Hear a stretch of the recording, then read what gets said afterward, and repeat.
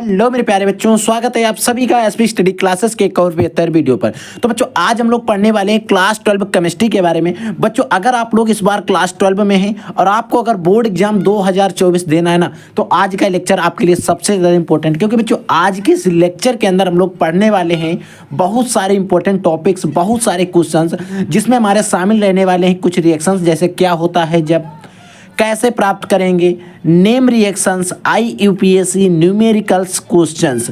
बहुत सारे क्वेश्चंस आज के इस लेक्चर में हम लोग पढ़ने वाले हैं। बस आपको ध्यान से आज का लेक्चर पढ़ना है, क्योंकि बच्चों हमारा जो टारगेट है बोर्ड एग्जाम 2024 के लिए, वो हमारा टारगेट है कि हमें बोर्ड एग्जाम्स में 95 प्लस नंबर चाहिए।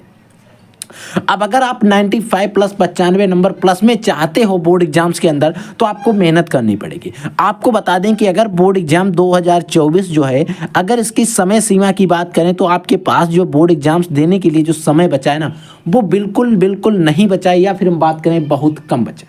ठीक है, ऐसे में आपको क्या करना है, आपको वो टॉपिक पढ़ने हैं जो बोर्ड एग्जाम्स के अंदर प्रीवियस ईयर में आ चुके हैं।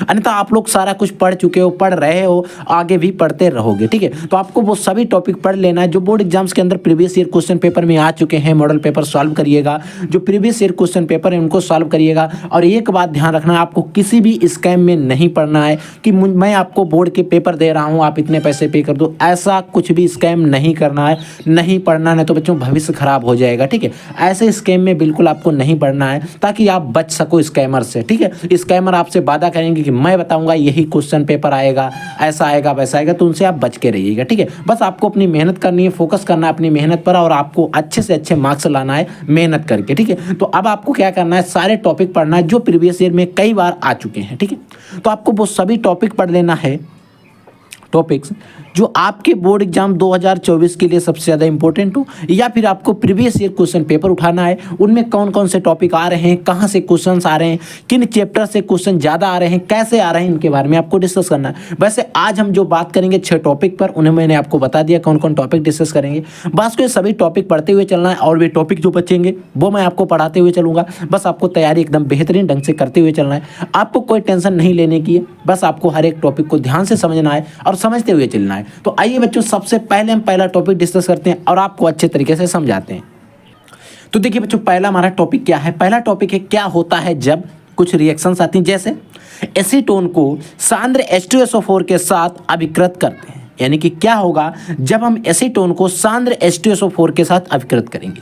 सबसे पहले बच्चों आपको एसीटोन का सूत्र पता होना चाहिए, फिर आपको पता होना चाहिए सांद्र H2SO4 के साथ अभिकृत करते हैं क्या बनता है। अगर नहीं पता तो आप आज समझ लीजिए, अभी समझ लीजिए। देखिए एसीटोन का बच्चों सूत्र होता है CH3 CO CH3, ये हमारा एसीटोन का सूत्र है। अब करना क्या है, हमसे कह रहा है एसीटोन को सांद्र H2SO4 के साथ अभिकृत करते हैं। तो बच्चों हमें H2SO4 के साथ अभिकृत करने का मतलब यहाँ पर सांद्र H2SO4 लेना, सांद्र H2SO4 लेंगे। जब इसका हम आसवन करेंगे तो क्या बनेगा, आपको इस तरीके से एक बेंजीन की रिंग जैसी बना लेनी संरचना। ऐसे आप क्या करिएगा, 3 जगह पे डबल बॉन्ड लगा लीजिएगा, या फिर आप 0 बढ़ा लीजिए। ये अर्थ हो, यहाँ पर देखिए 3 है। अब यहाँ ऊपर आपको क्या करना है, लगाना CH3 लगाना है, इधर भी आपको CH3 लगाना है, इधर भी आपको CH3 लगाना है। ठीक है, प्लस आपको क्या करना है, आप इतना बना लोगे तो आप क्या करोगे, यहाँ पर बच्चों आप 3 से मल्टीप्लाई गुणा करोगे। अब बच्चों ये जो है बच्चों हमारा एसीटोन है, एसीटोन के हम लेंगे कितने, 3 अणु। इसके हम कितने अणु ले रहे हैं, 3 अणु ले रहे हैं। जब हम क्रिया कराएंगे तो क्या बनेगा, ये जो बच्चों हमारा बना है प्लस हमारा जल जो है वो निकल जाएगा, जल निकल जाएगा। लेकिन हमें हाइड्रोजन और ऑक्सीजन को बैलेंस करना है। इधर ऑक्सीजन कितने, 3 है, इधर कितने, 2, 1 है। हम क्या करेंगे, यहाँ पर ऑक्सीजन को बैलेंस करने के लिए 3 बढ़ाएंगे। ये बच्चों आपको H2O पता होता है, गंगा जल यानी कि वाटर होता है। लेकिन आपको ये वाला सूत्र जिसका नाम आपको नहीं पता हो सकता है, इसका नाम होता है बच्चों मेसिटिलीन, मेसिटिलीन, मेसिटिलीन। याद रखिएगा इसका नाम क्या है, मेसिटिलीन। अब हमें 3 से यहाँ पर बैलेंस करना पड़ता है। एसीटोन का सूत्र होता है CH3 CO CH3। सांद्र H2SO4 के साथ इसका यानी कि आसवन कराते हैं या विकृत कराते हैं। ठीक है, जब इसका अब जो अधिकृत कराएंगे, जब इसकी क्रिया कराएंगे, ऐसे समझिएगा तो क्या होता है, मेसिटिलीन बनती है और हमारा जल निकल जाता है। बैलेंस करने के लिए 3 एसीटोन के पास बढ़ाने पड़ते हैं, 3 जल के पास बढ़ाने पड़ते हैं, ठीक है। अब यहाँ पर यही रिएक्शन आपको कैसे प्राप्त करेंगे, एसीटोन से मेसिटिलीन, वहाँ पर भी आपको याद रखना है, समझ गए। अगली रिएक्शन देखिए बच्चों, अगली रिएक्शन है बच्चों जिसमें कह रहा है कि एसीटल्डिहाइड को जो टालेन अविक्रमक होता है उसके साथ गर्म करते हैं। एसीटल्डिहाइड जो होता है बच्चों उसको टालेन अविक्रमक के साथ गर्म करते हैं। बच्चों आपको एसीटल्डिहाइड का सूत्र पता होना चाहिए। एसीटल्डिहाइड का सूत्र होता है CH3 CHO, एसीटल्डिहाइड होता है। अब जो बच्चों टालेन अविक्रमक होता है जिसके बारे में आपने पढ़ा होगा Ag2O, ठीक है। Ag2 होता है, इसी को कहते हैं टालेन अभिक्रमक। ये हमारा टालेन अभिक्रमक है, ये बच्चों हमारा एसीटल्डिहाइड है, ठीक है। जब हम इसकी क्रिया करा देंगे, जब इन दोनों की क्रिया होती है बच्चों, तो क्या बनता है, एसिटिक अम्ल बनता है। क्या बनता है, एसिटिक अम्ल, CH3 COOH। यहाँ पर एक ऑक्सीजन पहले से था, एक ऑक्सीजन ए वाला आ गया और ये वाला था बाद में आ गया, ठीक है। एसीटोन बन गया, वो एसिटिक अम्ल, इसका बच्चों नाम है एसिटिक अम्ल, एसिटिक अम्ल या फिर एसिटिक एसिड भी आप कह सकते हो, एसिटिक अम्ल बन गया। प्लस क्या होता है, 2Ag है, Ag2 है, तो यहाँ पर 2Ag हम इसको बाहर निकाल देंगे। Ag बच्चों क्या है, ये हमारा रजत दर्पण यहाँ पर निकलता है, रजत दर्पण इसको आप कह सकते हैं, रजत दर्पण, या फिर इसका जो नाम है बच्चों वो है सिल्वर, ठीक है। जब आप ये रिएक्शन पढ़ोगे तो यहाँ पर रजत दर्पण निकलता है, ये चीज़ आपको याद रखना है। Ag जब सिल्वर जो टालेन अभिक्रमक का हम यूज करते हैं एसीटल्डिहाइड के साथ, समझ गए। तो आपको ये रिएक्शन जो है याद रखना है, ठीक है। अगली बच्चों देखिए, अगली बच्चों रिएक्शन है एसीटोन की अभिक्रिया KOH की उपस्थिति में। एसीटोन जो है उसकी अभिक्रिया KOH की उपस्थिति में क्लोरोफार्म से कराते हैं। देखिए एसीटोन जो है इसकी क्रिया हम KOH जो है इसकी उपस्थिति लेनी है, ठीक है, कि उपस्थिति में आपको क्या करना है, क्लोरोफार्म से कराना है। एसीटोन का सूत्र आपको पता ही क्या होता है, CH3 CO CH3 होता नहीं होता है। अब इसी को हम तोड़ के लिखेंगे, क्या आता है, ऐसे हम लिख सकते हैं CH3, ऑक्सीजन आपको पता ही डबल बॉन्ड से जुड़ता है, CH3 ऐसे भी हम इसको एसीटोन को लिख सकते हैं। एसीटोन को ऐसे लिखेंगे, प्लस हमें क्या यहाँ पर KOH की उपस्थिति में क्लोरोफार्म से कराना है। क्लोरोफार्म का सूत्र होता है CHCl3, ठीक है। अब यहाँ पर हमें इसकी क्रिया करानी, यहाँ पर उपस्थित किसकी रखनी, KOH, पोटेशियम हाइड्रोक्साइड, KOH की उपस्थित रखनी है। तो क्या बनेगा, यहाँ पर आपको याद रखना है क्लोरीटोन बनता है। कार्बन की हमें 4 से बैलेंसी पूरी करना है। यहाँ पर CH3 में CHC में जो CH3 इधर लगे हैं इनको आपको ऐसे हूबहू सेम लगा देना, ठीक है। अब बचा क्या, देखिए ये वाला H और AO इसको हम लगा देंगे OH, ठीक है। अब हमारे पास क्या बचा, CCl3 बचा, इसको हमने लगा देंगे CCl3। ये आप CCl3 यहाँ पर लगा सकते हो, CCl3, और यहाँ पर आप OH लगा दीजिए ऐसे, ठीक है, ऐसे। अब बात आती है सर इसका नाम क्या होगा। तो बच्चों इस जो कंपाउंड बना इसका नाम होता है बच्चों क्लोरीटोन। क्या बना बच्चों, क्लोरीटोन। ये आप ऐसे भी याद रखिएगा, ये हमारा बच्चों एसीटोन है जो आपको पता ही है, क्लोरोफार्म है। क्या है बच्चों, क्लोरोफार्म,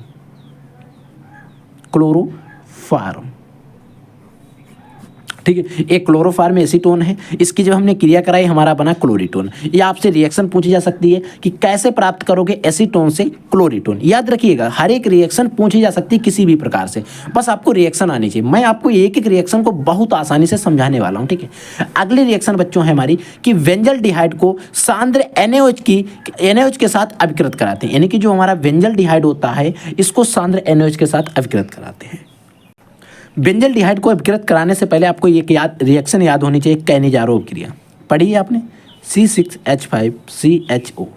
कैनिजारोव क्रिया अगर आपने पढ़ी तो ये रिएक्शन आप बना लोगे, ठीक है। कैनिजारोव क्रिया में आपको क्या होता है, जो एग्जाम्पल लेना पड़ता है वो ये ही होता है, ठीक है। ये हमारा वेंजल्डिहाइड है बच्चों, ये यहाँ पर सांद्र NaOH है। जब हम इसकी क्रिया कराएंगे तो यहाँ पर हम सबसे पहले 2 बढ़ा लेंगे। जब हम जैसे यहाँ पर 2 बढ़ाएंगे तो हमारा बनेगा C6H5CH2OH प्लस हमारा एक कंपाउंड और निकलेगा C6H5COONA। फिर आप कहोगे सर इन कंपाउंड्स के में नाम बता दीजिए। तो बच्चों ये जो C6H5COONA है इसका नाम है बच्चों सोडियम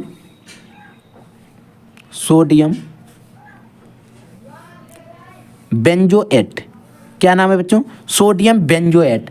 फिर और जो हमारा CH3 C6H5 C2H5 C6H5 CH2OH है, जो इसका नाम क्या है बच्चों, इसका नाम है वेंजिल एल्कोहल। वेंजिल एल्कोहल, एल्कोहल क्या नाम है, वेंजिल एल्कोहल। तो ये रिएक्शन हमारी बन गई। अगर आपको कैनिजारोव क्रिया नहीं आती तो आप समझिए, कैनिजारोव क्रिया अगर आपको लिखनी तो यहीं से लिख सकते हैं। जब बेंजल डिहाइड की अभिक्रिया एनएच के साथ होती है तो बेंजिल एल्कोहल और सोडियम बेंजोएट बनती है, अभिक्रिया हमारी कैनिजारोव क्रिया कहलाती है। समझ लीजिए, मैं आपको कोई भी रिएक्शन फंसती तो वो भी बता सकता हूँ, ठीक है, समझ में आया। अगली देखिए बच्चों, अगली रिएक्शन जिसमें पूछ रहा है कि फार्मलडिहाइड की सांद्र अमोनिया से अभिक्रिया होती है। जो हमारा फार्मलडिहाइड होता है उसकी सांद्र अमोनिया के साथ अभिक्रिया होती है। अब बच्चों आपको बता दूं कि फार्मलडिहाइड का सूत्र क्या होता है। फार्मलडिहाइड का सूत्र होता है HCHO। फार्मलडिहाइड होता है, अभिक्रिया किसके साथ होती है, सांद्र अमोनिया के साथ। अमोनिया का सूत्र होता है NH3। NH3 जब सांद्र अमोनिया के साथ इसकी जब बच्चों क्रिया होती है तो हमारा क्या बनता है, इसको समझिएगा। इस यानी कि हमारा अगर आप बात करें, यूरोट्रोपिन एक कंपाउंड होता है वो बनता है, ठीक है। यूरोट्रोपिन का सूत्र होता है CH2 का होल 6 N4 प्लस हमारा H2O निकलता है, ठीक है। अब हमें क्या होता है, रिएक्शन बैलेंस करनी पड़ती है, और ये रिएक्शन आपकी इंपॉर्टेंट है, आप इसको याद रखिएगा जरूर, ठीक। होता क्या है, अब आपको बैलेंस करने के लिए क्या करना पड़ेगा, जो आपका फार्मलडिहाइड है, जो फार्मलडिहाइड है यहाँ पर आप 6 बढ़ाइएगा, और जो आपका NH3 है, NH3 को बैलेंस करने के लिए आप यहाँ पर 4 बढ़ा दीजिएगा, और यहाँ पर 6 आप बढ़ा दीजिएगा जल के पास। क्योंकि 6 क्यों बढ़ाए, क्योंकि ऑक्सीजन यहाँ पर हमें 6 करने थे, क्योंकि यहाँ पर हमारे ऑक्सीजन 6 है। कोई दिक्कत नहीं, रिएक्शन हमारी बैलेंस हो गई। समझ में आ गई। अगली देखिए बच्चों, अगली रिएक्शन है डाई एथिल ईथर को, जो डाई एथिल ईथर है PCl5 से अभिक्रिया करता है। जो डाई एथिल ईथर है बच्चों हमारा, वो क्या करता है, PCl5 से अभिक्रिया करता है। डाई एथिल ईथर का बच्चों सूत्र होता है C2H5 सिंगल C2H5 प्लस हमारी इसकी अभिक्रिया किसके होती है, PCl5 फास्फोरस पेंटाक्लोराइड के साथ, ठीक है। ये डाई एथिल ईथर, इसका नाम आपको पता ही है। डाई एथिल ईथर की क्रिया PCl5 से जब बच्चों होगी तो क्या बनता है, एथिल क्लोराइड के 2 अणु बन जाते हैं। क्या बनता है, C2H5Cl प्लस क्या बनता है बच्चों हमारा, POCl3। बच्चों इसका क्या नाम है, आपको याद रखना होना चाहिए, एथिल क्लोराइड। एथिल क्लोराइड क्यों, क्योंकि Cl लगा है। हमें बैलेंस करना पड़ेगा, इसके लिए हम यहाँ पर 2 बढ़ा देंगे। यहाँ पर Cl देखिए 2 यूज हो गए, यहाँ पर Cl को टोटल कितने थे, 5। यहाँ पर P भी बच गया, यहाँ का O बचा, वो हमने POCl3 के रूप में इधर निकाल दिया। नो प्रॉब्लम, कोई दिक्कत नहीं। तो हमारा बन गया डाई एथिल ईथर की क्रिया PCl5 से होती है, तो हमारा एथिल क्लोराइड के 2 अणु बन जाते हैं। समझ में, हर एक रिएक्शन को समझते हुए चलना है। देखिए अगली बच्चों, देखिए अगली क्रिया है एथिल एल्कोहल को ब्लीचिंग पाउडर के साथ गर्म करते हैं। जो बच्चों हमारा एथिल एल्कोहल है उसको ब्लीचिंग पाउडर जो होता है उसके साथ हम गर्म करेंगे। तो बच्चों जो एथिल एल्कोहल का सूत्र आपको पता ही है, C2H5OH, ये हमारा हो गया एथिल एल्कोहल।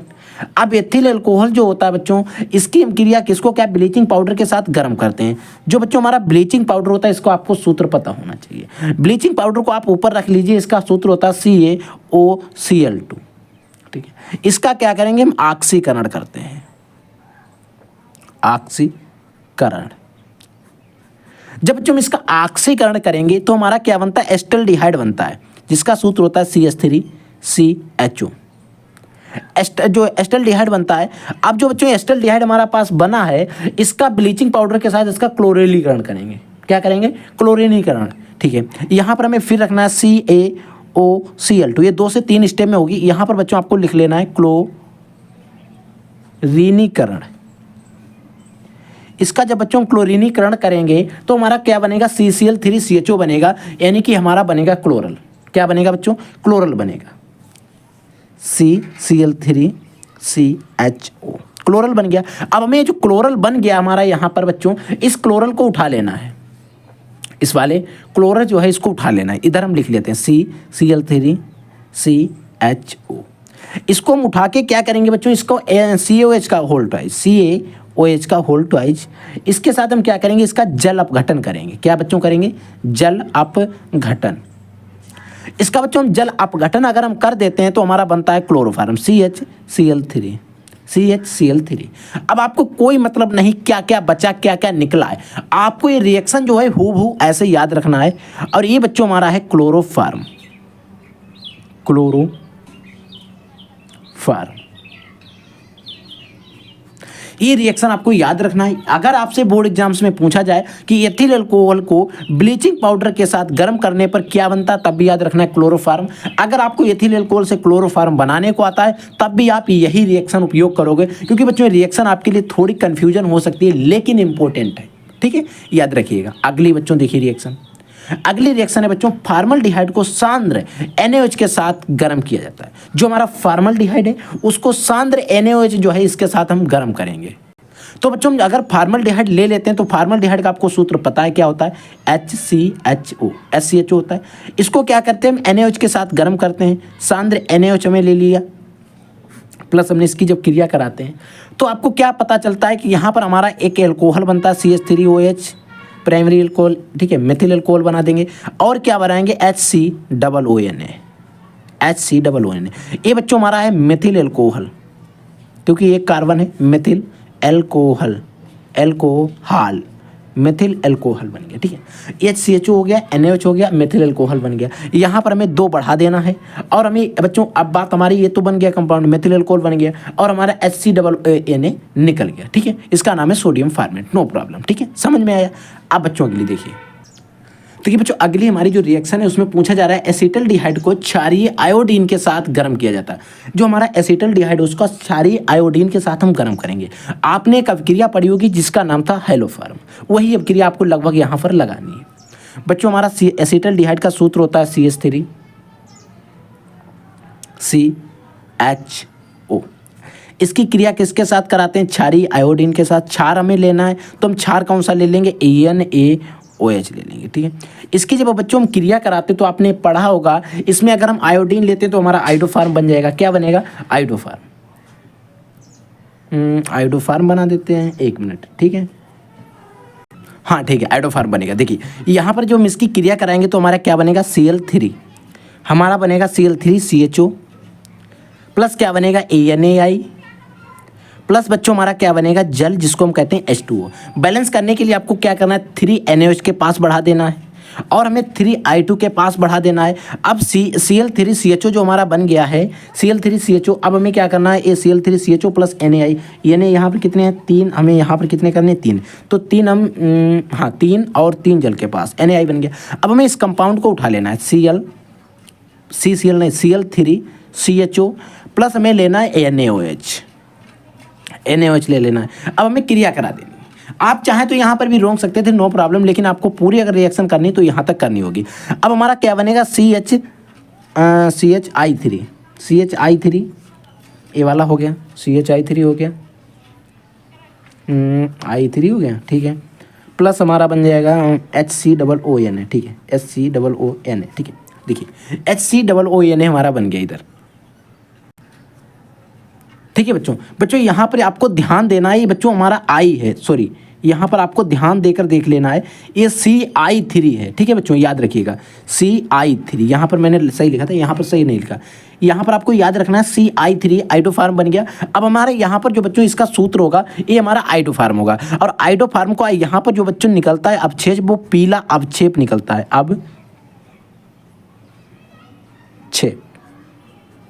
अब छेप होगा, ठीक है, अवक्षेप, पीला अवक्षेप निकलता है। और इसका बच्चों सूत्र जो है CHI3, ये बच्चों हमारा आइडोफार्म का होता है, ठीक है, याद रखिएगा। इस तरीके आपको रिएक्शन बनानी है। ये रिएक्शन जो है ये भी रिएक्शन मैं कहूँ कि बोर्ड एग्जाम्स 2016 और 17 और उधर 19, 3 से 4 वर्षों में आई हुई रिएक्शन है, ठीक है। तो आपको याद रखना है जो भी इंपॉर्टेंट रिएक्शन है मैं उस पर टिक लगा दे रहा हूँ, ठीक है, सबसे ज़्यादा इंपॉर्टेंट। बस इसमें जो भी रिएक्शंस ऐसी हैं वो सारी रिएक्शंस कहीं ना कहीं बोर्ड एग्जाम्स के अंदर आई हुई हैं, ठीक है। अगली देखिए बच्चों, अगली रिएक्शन है कि एसीटोन की क्लोरोफार्म के साथ KOH की उपस्थिति में क्रिया होती है। एसीटोन हमारा लेना है, उसको क्लोरोफार्म और KOH के साथ हमें क्रिया करानी है। तो बच्चों आपको एसीटोन का सूत्र पता होना चाहिए, ठीक है। एसीटोन का सूत्र होता है CH3CHO, इसको हम तोड़ के ऐसे लिखते हैं C+O, नीचे भी लगाते हैं CH3, ऐसे लिखते हैं। अब हमें क्या करना है, इसकी क्लोरोफार्म लेना CHCl3 प्लस हमें उपस्थित किसकी रखनी, KOH की।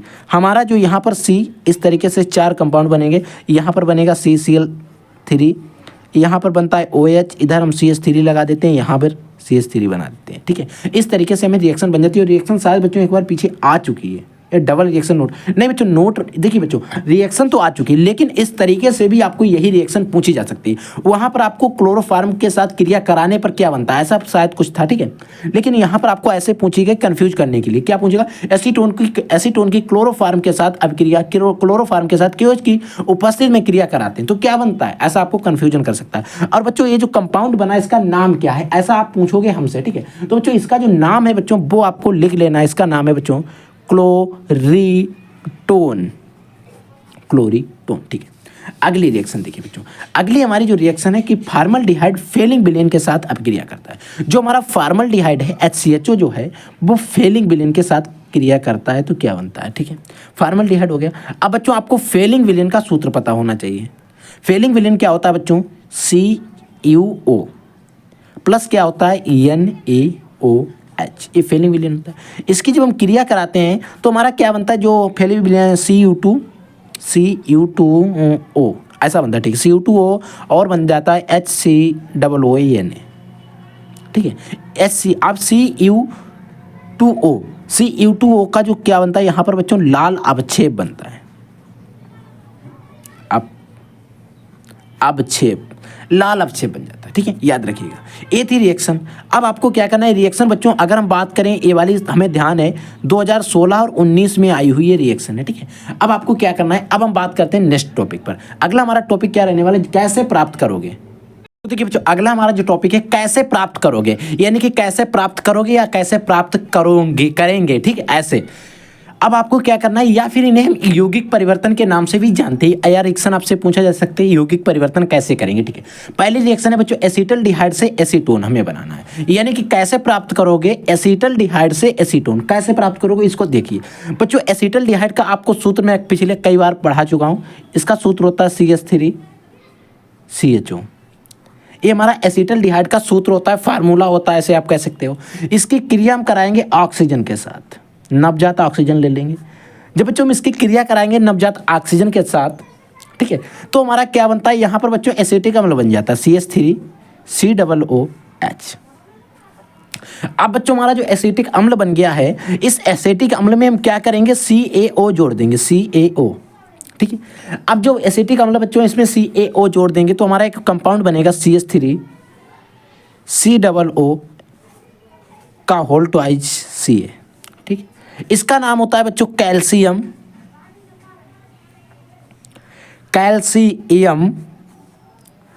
एसीटेट, कैल्शियम एसीटेट बन जाए। प्लस हमारा निकल जाता है यहाँ पर H2O जल। इसके लिए हमें रिएक्शन बैलेंस करनी पड़ती है। तो आपको कोई जरूरत नहीं, आपको अगर बैलेंस करने में कोई प्रॉब्लम है तो आप यह क्या करिए, यहाँ पर आप बैलेंस करने की जरूरत नहीं, आप इधर यहाँ पर माइनस करके लिख दीजिए H2O और आप छोड़ दीजिए, आपको रिएक्शन बैलेंस के कोई मतलब नहीं। यहाँ पर अगर आप बैलेंस करना चाहे तो आपको क्या करना पड़ेगा, यहाँ पर इस पर 2 बढ़ा देना है। ठीक है, रिएक्शन बैलेंस हो जाएगी, जल हमारा निकल जाएगा। अब हमारे ले लेना है CH3COO का होल ट्वाइस Ca, इसे ले लेना है। अब हमें जो CH3 का होल ट्वाइस Ca है इसको लेके इसका हमें शुष्क आसवन करा देना। क्या बच्चों कराना है, शुष्क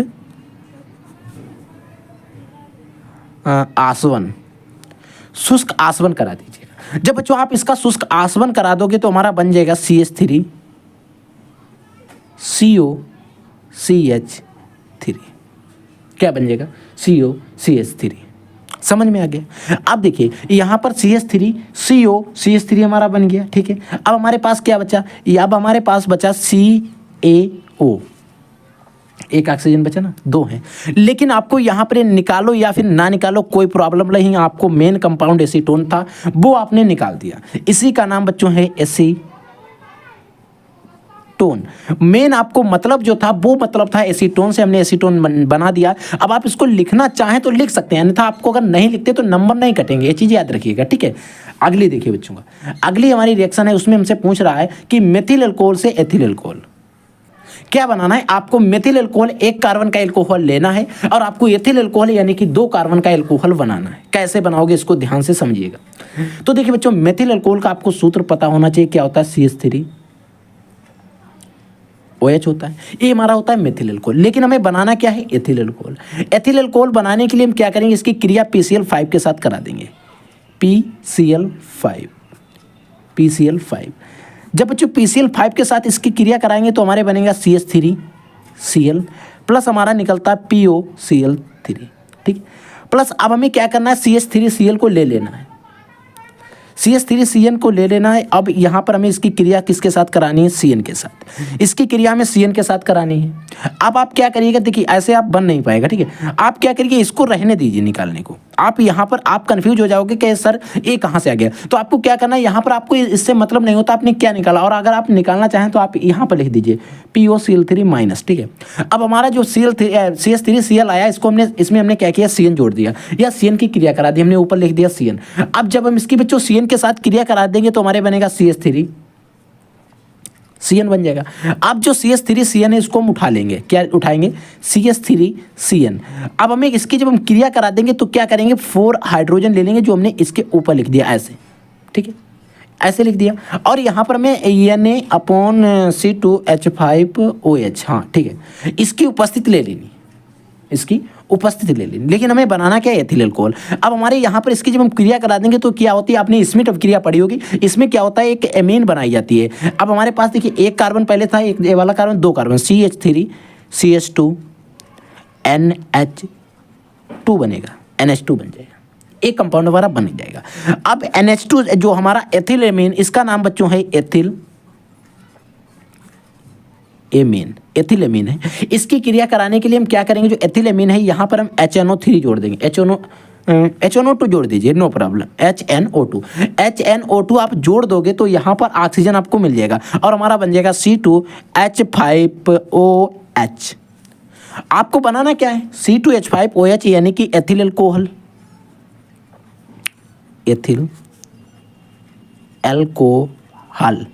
हमें एथिल अल्कोहल बनाना था। अब हमें नहीं मतलब है क्या निकला, क्या बचा, क्या नहीं बचा, आपको उसको लिखने की कोई ज़रूरत नहीं, क्या समझे, आपको लिखने की कोई ज़रूरत नहीं, क्या निकला क्या नहीं निकला। आपको मेन कंपाउंड जो बनाना था वो हमने एथिल एमीन बना दिया, एथिल अल्कोहल। आपको कोई प्रॉब्लम नहीं, कोई भी दिक्कत नहीं, वहाँ पर आपसे नहीं पूछेगा कहाँ पर क्या निकलता है क्या नहीं निकलता है। बस आपको जो भी जोड़ना है उसको ऊपर रखते चले जाइए, आप उसको रिएक्शन को करते चले जाइए, क्योंकि इसी प्रकार से रिएक्शंस अगर रिक्त स्थान वाली पूछी जाती तो वहाँ पर आपको, यहाँ पर ऐसी रिएक्शन दी होगी, वहाँ पर पूछेगा यहाँ पर ए पर हम क्या बनेंगे, यहाँ पर आपको CN नहीं दिया रहेगा, यहाँ पर ए बनेगा, ए दिया रहेगा और पूछेगा ये के स्थान पर हम क्या रखेंगे, तो ऐसे आपको CN लिखना पड़ता है। वो रिएक्शन भी हम आपको किसी ना किसी लेक्चर में पढ़ा देंगे, कैसे पूछे, आसान रिएक्शंस होती हैं। अगर आपको ये रिएक्शन सारी आती हैं तो आप कर लोगे। यहाँ पर देखिए एथिल अल्कोहल से एथिल एमीन, यानी कि जो एथिल अल्कोहल हमने बनाया है इससे हमें मेथिल एमीन बनानी है। एथिल अल्कोहल का सूत्र होता है C2H5OH। बनाना हमें क्या है, मेथिल एमीन बनानी है। अब बच्चों में इससे मेथिल एमीन अगर बनाना है तो हम क्या करेंगे, हमें सोचना पड़ेगा क्या करेंगे। इसका हम क्या करेंगे, इसका ऑक्सीकरण कर देंगे, इसमें ऊपर रख देंगे नवजात ऑक्सीजन को और हम ले लेंगे K2Cr2O7, हाँ ठीक है, K2Cr2O7 potassium dichromate plus H2SO4 और ये कैसा होना चाहिए बच्चों, तनु होना चाहिए। कैसा होना चाहिए, तनु। अब इसके द्वारा हम क्या करेंगे, इसका ऑक्सीकरण कराएंगे, ऑक्सीकरण इसका करा देंगे। जब बच्चों में इसका ऑक्सीकरण करा देंगे तो हमारा बन जाएगा एसिटल्डिहाइड, CH3CHO। क्या बनेगा, इसका नाम है बच्चों एसिटल्डिहाइड, इसका नाम है बच्चों एसिटल्डिहाइड। अब जो हमारा एसिटल्डिहाइड बन गया, हमें बनाना क्या है, मेथिल एमीन। एसिटल्डिहाइड की हम नवजात ऑक्सीजन के साथ क्रिया करा देंगे, नवजात ऑक्सीजन यहाँ पर रख देंगे और यहाँ पर हम फेलिंग विलयन द्वारा इसका अपचयन ऑक्सीकरण कराएंगे। यहाँ पर हम देखिए, यहाँ पर हमने K2Cr2O7 प्लस H2SO4 तनु के द्वारा ऑक्सीकरण कराया था, यहाँ पर हम कराएंगे फेलिंग विलयन के द्वारा ऑक्सीकरण, फेलिंग विलयन द्वारा ऑक्सीकरण। यहां पर हम क्या करेंगे, फेलिंग विलयन के द्वारा इसका ऑक्सीकरण कराएंगे। यहां पर जब हम इसका फेलिंग विलयन के द्वारा ऑक्सीकरण करा देंगे तो आपको पता है एसिटल्डिहाइड में नवजात ऑक्सीजन जोड़ते तो हमारा एसिटिक अम्ल बनता था CH3COOH। एसिटिक अम्ल बनता था। अब हमारा जो एसिटिक अम्ल बन गया, हमें बनाना क्या है, मेथिलेमिन। यहाँ पर हम NH3 यानी कि अमोनिया की क्रिया करा देंगे। इसका बच्चों नाम है एसिटिक अम्ल, ठीक है। NH3 यानी कि यहाँ पर है अमोनिया, इसकी क्रिया करा देंगे, हमारा बन जाएगा अमोनियम एसीटेट हम बना लेंगे। हमारा यहाँ पर बनेगा CH3 और बन जाएगा COONH4, ठीक है। CH3COONH4। अब बच्चों इसका नाम आपको पता होना चाहिए। इसका नाम बच्चों है अमोनियम एसीटेट, अमोनियम एसीटेट। अब बच्चों जो अमोनियम एसीटेट बना है इसको हम करेंगे हीट करेंगे। अब हमें बनाना है यहाँ पर एसीटामाइड, अमोनियम एसीटेट बन गया, इससे हम गर्म करेंगे एसीटामाइड बन जाएगा। एसीटामाइड का सूत्र होता है CH3CONH2। अब बच्चों इसका नाम जो होगा बच्चों एसीटामाइड, ठीक है। अब एसीटामाइड हमने बना लिया, अब हमें कोई दिक्कत नहीं है। एसीटामाइड बनाने के बाद हमें कोई दिक्कत नहीं रहती है। यहाँ पर हमें क्या करना है, लेना है एसीटामाइड को, CH3CONH2 को एक बड़ा सा तीर खींच लेना। इस पर हमें क्या करना है, यहाँ पर लिखना है Br2 + KOH। आप NaOH भी ले सकते हो, यहाँ पर आपको 4 से बैलेंस ही करना पड़ेगा। और आपको क्या करना, बैलेंस ही करके, ठीक है। अब आप जब इसकी रिएक्शन करा दोगे ना, तो यहाँ पर आपको सबसे पहले मिल जाएगा CH3NH2। और मैं आपको बता दूं यहाँ पर क्या क्या निकलेगा वो भी आप ध्यान रखिएगा। और ये बच्चों हमारा मेथिलेमीन बन गया है, मेथिलेमीन हमारा मेन कंपाउंड जो हमें बनाना था बन गया। अब हमें, क्योंकि यहाँ पर हमने इतने सारे कंपाउंड जोड़े भी हैं, तो हमारा निकलेगा क्या क्या, देखिए। अब अगर हमें एक गर्म करना है, फिर हमें क्या करना है, जब निकालेंगे तो हमें बैलेंस भी करना पड़ेगा। अब हमारे यहाँ पर लिख दें बच्चों, ठीक है। इधर हम माइनस में करके लिख देते हैं, यहाँ पर ब्रैकेट -2 आपका KVR निकल जाएगा, माइनस कामा माइनस, और आपका निकलेगा K2CO3 मान लीजिए, हाँ K2CO3 कामा, और K2CO3 और H2 ऑक्सीजन को बैलेंस करने के लिए जल, हाँ, और हमारा H2O जल निकल जाएगा। इतने कंपाउंड आपके निकलेंगे, और जो जल होगा यहाँ पर हमें 2 से बैलेंस करना रहेगा, और आपकी रिएक्शन भी बैलेंस हो जाएगी। तो आपको अगर आप लिखते तो सही है, अन्यथा आप नहीं भी लिखते तब भी सही है, ठीक है, कोई प्रॉब्लम नहीं है। लेकिन आपको एथिलेमीन मेथिलेमीन कैसे बनानी है, रिएक्शन आपको याद रखना है। आपको कोई एक स्टेप में 2 स्टेप में बता दे रहा है तो आप वो बना तो सकते हो, लेकिन स्टैंडर्ड रिएक्शन नहीं होगी। अगर आपको बना के आते हो, छोड़ कर नहीं है, तो नंबर तो मिल जाएंगे, लेकिन बच्चों आपको पता है कोई चीज़ डीप में अगर आप काम करते हो, कोई अच्छे से काम करते हो वो काम, और कोई आप ऐसे काम करते हो, दोनों में अंतर होता है, ठीक है। ये चीज़ आपको पता है। आप 1 से 2 या 3 बार प्रैक्टिस करिएगा बच्चों। हमें भी रिएक्शन नहीं आती थी, कभी हमें भी नहीं आती थी जब मैं आप लोगों के जैसा था। मैंने प्रैक्टिस की, आप लोगों को पढ़ाया, कोचिंग में पढ़ा देता हूँ, बच्चों को पढ़ाता हूँ, कॉलेज में पढ़ाता हूँ, तो मुझे प्रैक्टिस हो गई है, मुझे रट गई है कहाँ पर क्या बनाना, कैसे निकालना होता है। अब हमें, अगर हमें एक स्टेप बनाते हैं तो हमारे जो माइंड होता है, सबकॉन्शियस माइंड, उसमें हमें दूसरा स्टेप जो चलने लगता है, क्या हमें बनाना है। तो इसी प्रकार आपको क्या करना है, आप इनको रट नहीं सकते, याद नहीं कर सकते। आपको क्या करना है, कॉपी लेना है, उसको लिखना है बार बार, बिन देखे, पहले आप देख कर लिखिए 1 से 2 बार, फिर आप विदाउट देखिए लिखने का प्रयास करिए, ठीक है, आपको आ जाएंगे, ठीक है। अगली देखिए बच्चों, देखिए बच्चों, अगली हमारी रिएक्शन है एसिटिक अम्ल से एथिलेमीन। अब बच्चों ये रिएक्शन भी हमारी काफ़ी इंपॉर्टेंट 2 से 3 या 4 स्टेप की है, एसिटिक अम्ल से एथिलेमीन।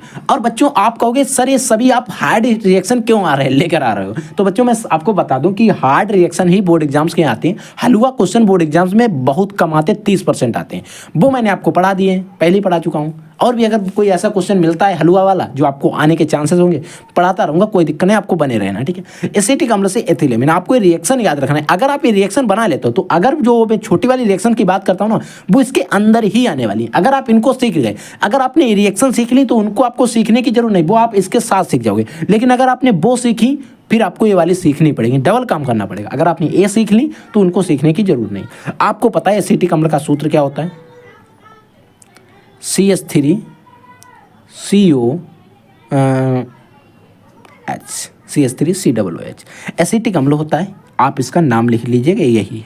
इसकी क्रिया हम NH3, आपको पता ही, हम यहाँ पर जोड़ के कुछ भी नहीं लिखते हैं, सीधा ऊपर लिख देते हैं। NH3 के साथ करा देंगे। आपको पता है जब इसकी NH3 के साथ हम क्रिया करा देते हैं, तो आपको पता ही है, पहले हमने ये रिएक्शन बना चुके हैं, लगभग वही रिएक्शन बनेगी जो मैंने आपको तीसरी वाली रिएक्शन में बात कर रहे थे। जब हम NH3 की क्रिया कराते थे तो क्या बनता था, अमोनियम एसीटेट बनता था। हमारा क्या बनता था, अमोनियम एसीटेट। सूत्र क्या होता था, CH3COONH 4, ठीक है। फिर हम क्या करेंगे, शुष्क जल, इसका आसवन करा देंगे, आसवन। जब हम बच्चों इसका आसवन करा देंगे तो हमारा बनेगा, क्या बनेगा बच्चों, एसीटामाइड CH3CONH2। यहाँ पर आप यहाँ पर शुष्क माइनस में जल लिख लीजिए, यहाँ पर शुष्क जल जो है वो निकल जाएगा, आप लिखना चाहें तो लिख लीजिए, ठीक है। एसीटामाइड, आपको नाम इसके पहले मैं बता चुका, एसीटामाइड अगर आप लिखना चाहें तो लिख लीजिए। हमें उठा लेना एसीटामाइड को, CH3CONH2, एसीटामाइड को उठा लेना है। एसीटामाइड को उठाने के बाद आपको क्या करना है, P2O5, ठीक है, P2O5 को लेना है। P2O5 को लेने के बाद आप क्या करोगे, यहाँ पर P2O5 CN हो जाएगा, हाँ NO2, ठीक है। आपको क्या करना, बनाना है यहाँ पर मेथिलेमीन बनाना है। क्या बनाना है, मेथिलेमीन, जिसका सूत्र होता है CH3CN, methyl cyanide, sorry methyl cyanide. आपने मेथिल साइनाइड बना दिया और यहाँ पर हमारा जो जल है वो निकलेगा, कोई दिक्कत नहीं है। अब POCl3, यहाँ पर बहुत सारे कंपाउंड निकले, कोई दिक्कत नहीं, आपको टेंशन नहीं लेनी है, ठीक है। CN बना दिया, अब हमारा जल निकला है। अब यहाँ पर उपस्थित नहीं, इसकी उपस्थिति रखी, ठीक है। अब हमने क्या किया, POCN, अब हमने क्या बना लिया, मेथिल एमीन, मेथिल साइनाइड बना लिया, CN, इसका नाम है मेथिल साइनाइड। आप लिखना चाहें लिख लीजिए। अब जो हमने मेथिल साइनाइड बना लिया, इसका हम अपचयन करा देते हैं, जो हमने स्मिथ अवगिरिया के अंदर बात की थी,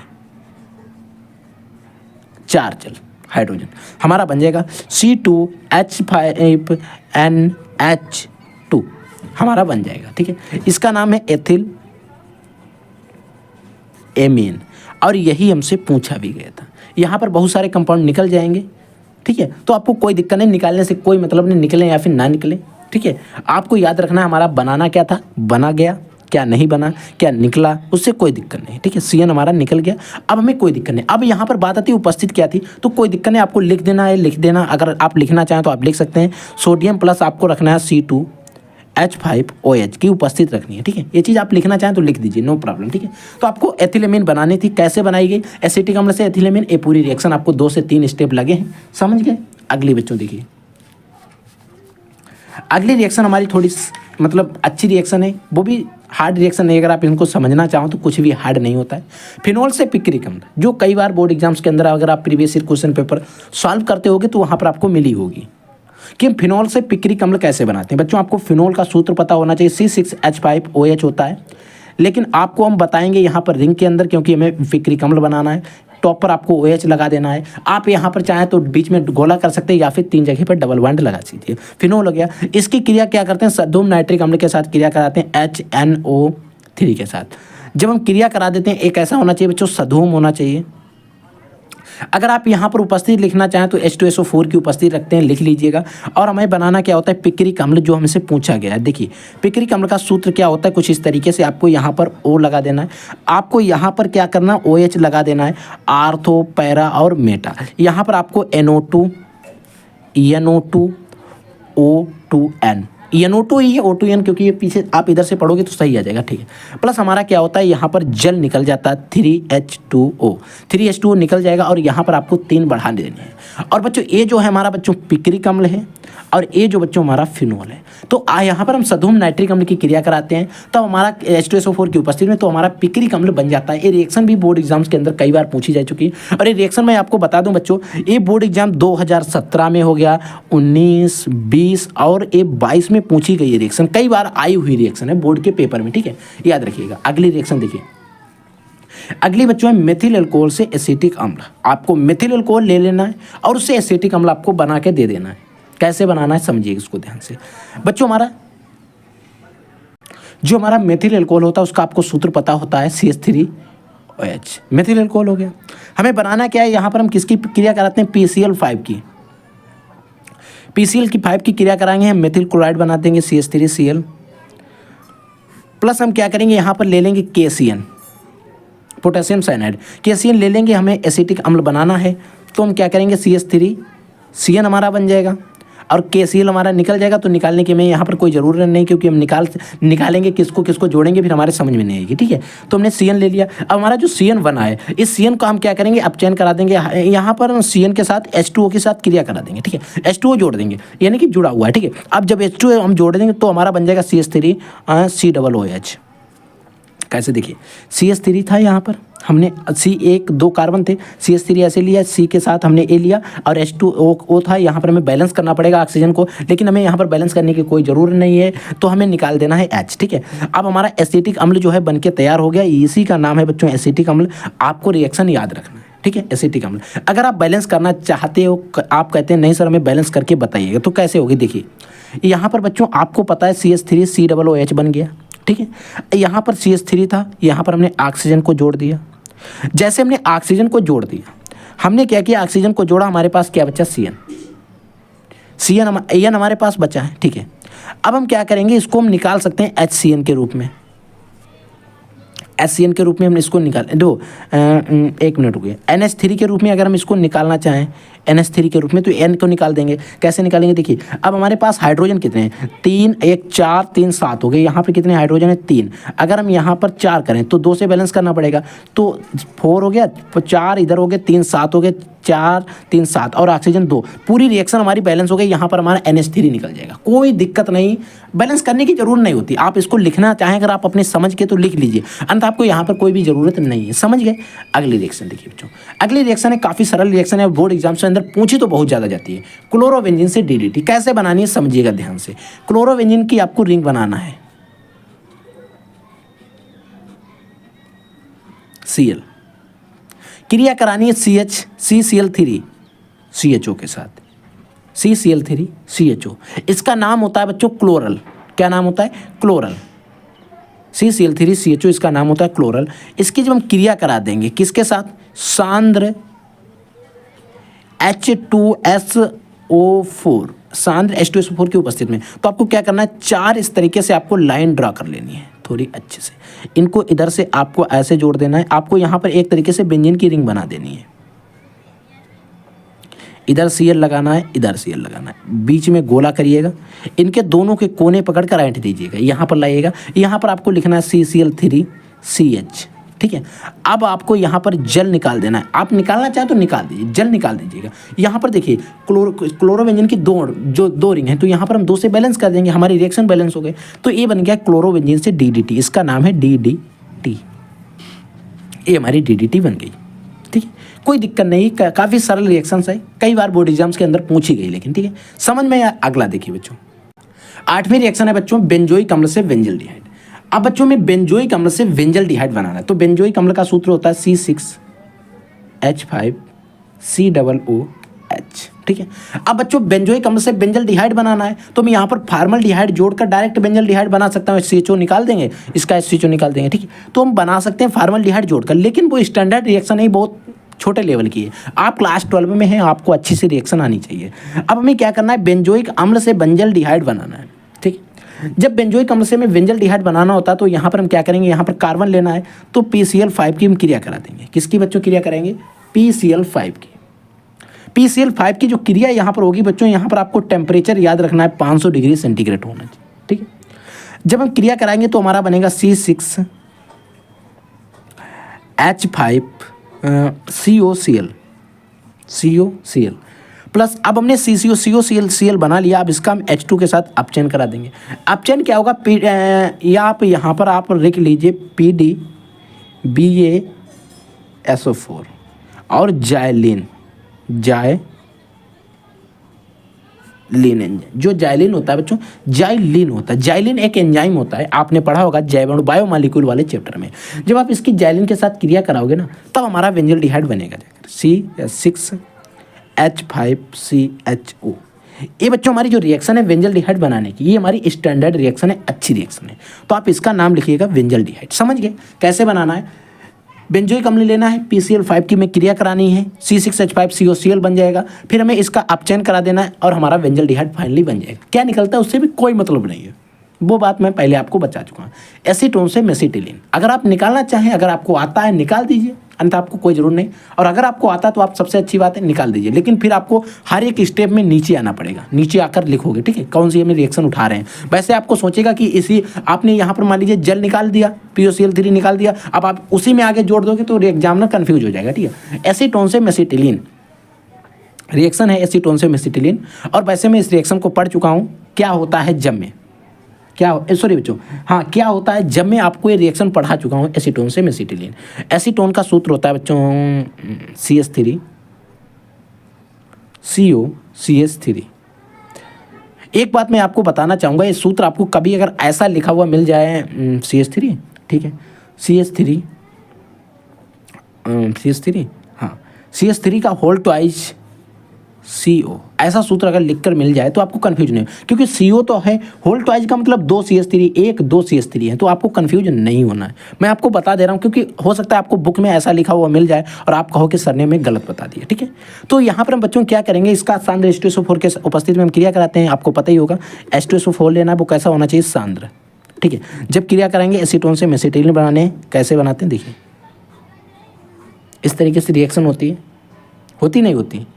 यहाँ पर आपका CH3 रहेगा, इधर रहेगा CH3, इधर रहेगा CH3, इसी का नाम है बच्चों मेसिटिलीन, समझ गए।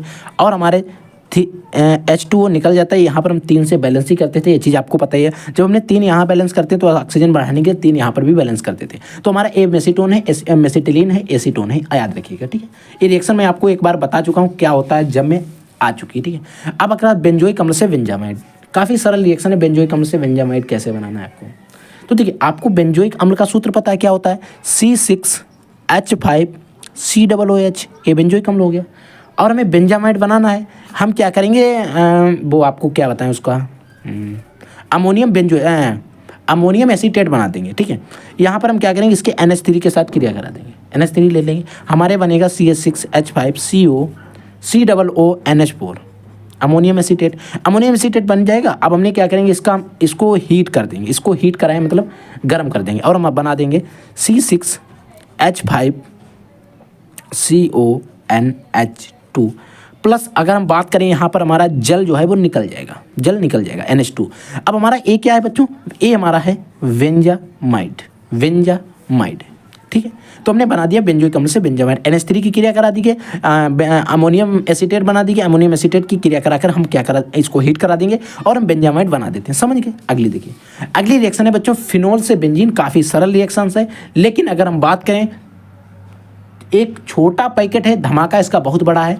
अगर हम बात करें, कई बार बोर्ड एग्जाम्स के अंदर आई, बोर्ड एग्जाम 2016 में, 17, 19, 20 और आप 22 में आई थी, 6 बार आ चुकी है बोर्ड एग्जाम्स के अंदर। फिनोल का सूत्र आपको पता ही है, इस तरीके से यहाँ पर रहता है टॉपर OH। इसकी क्रिया कराने के लिए, इसकी रिएक्शन बनाने के लिए हम यहाँ पर JDN लगा देते हैं, क्योंकि एक स्टेप में है।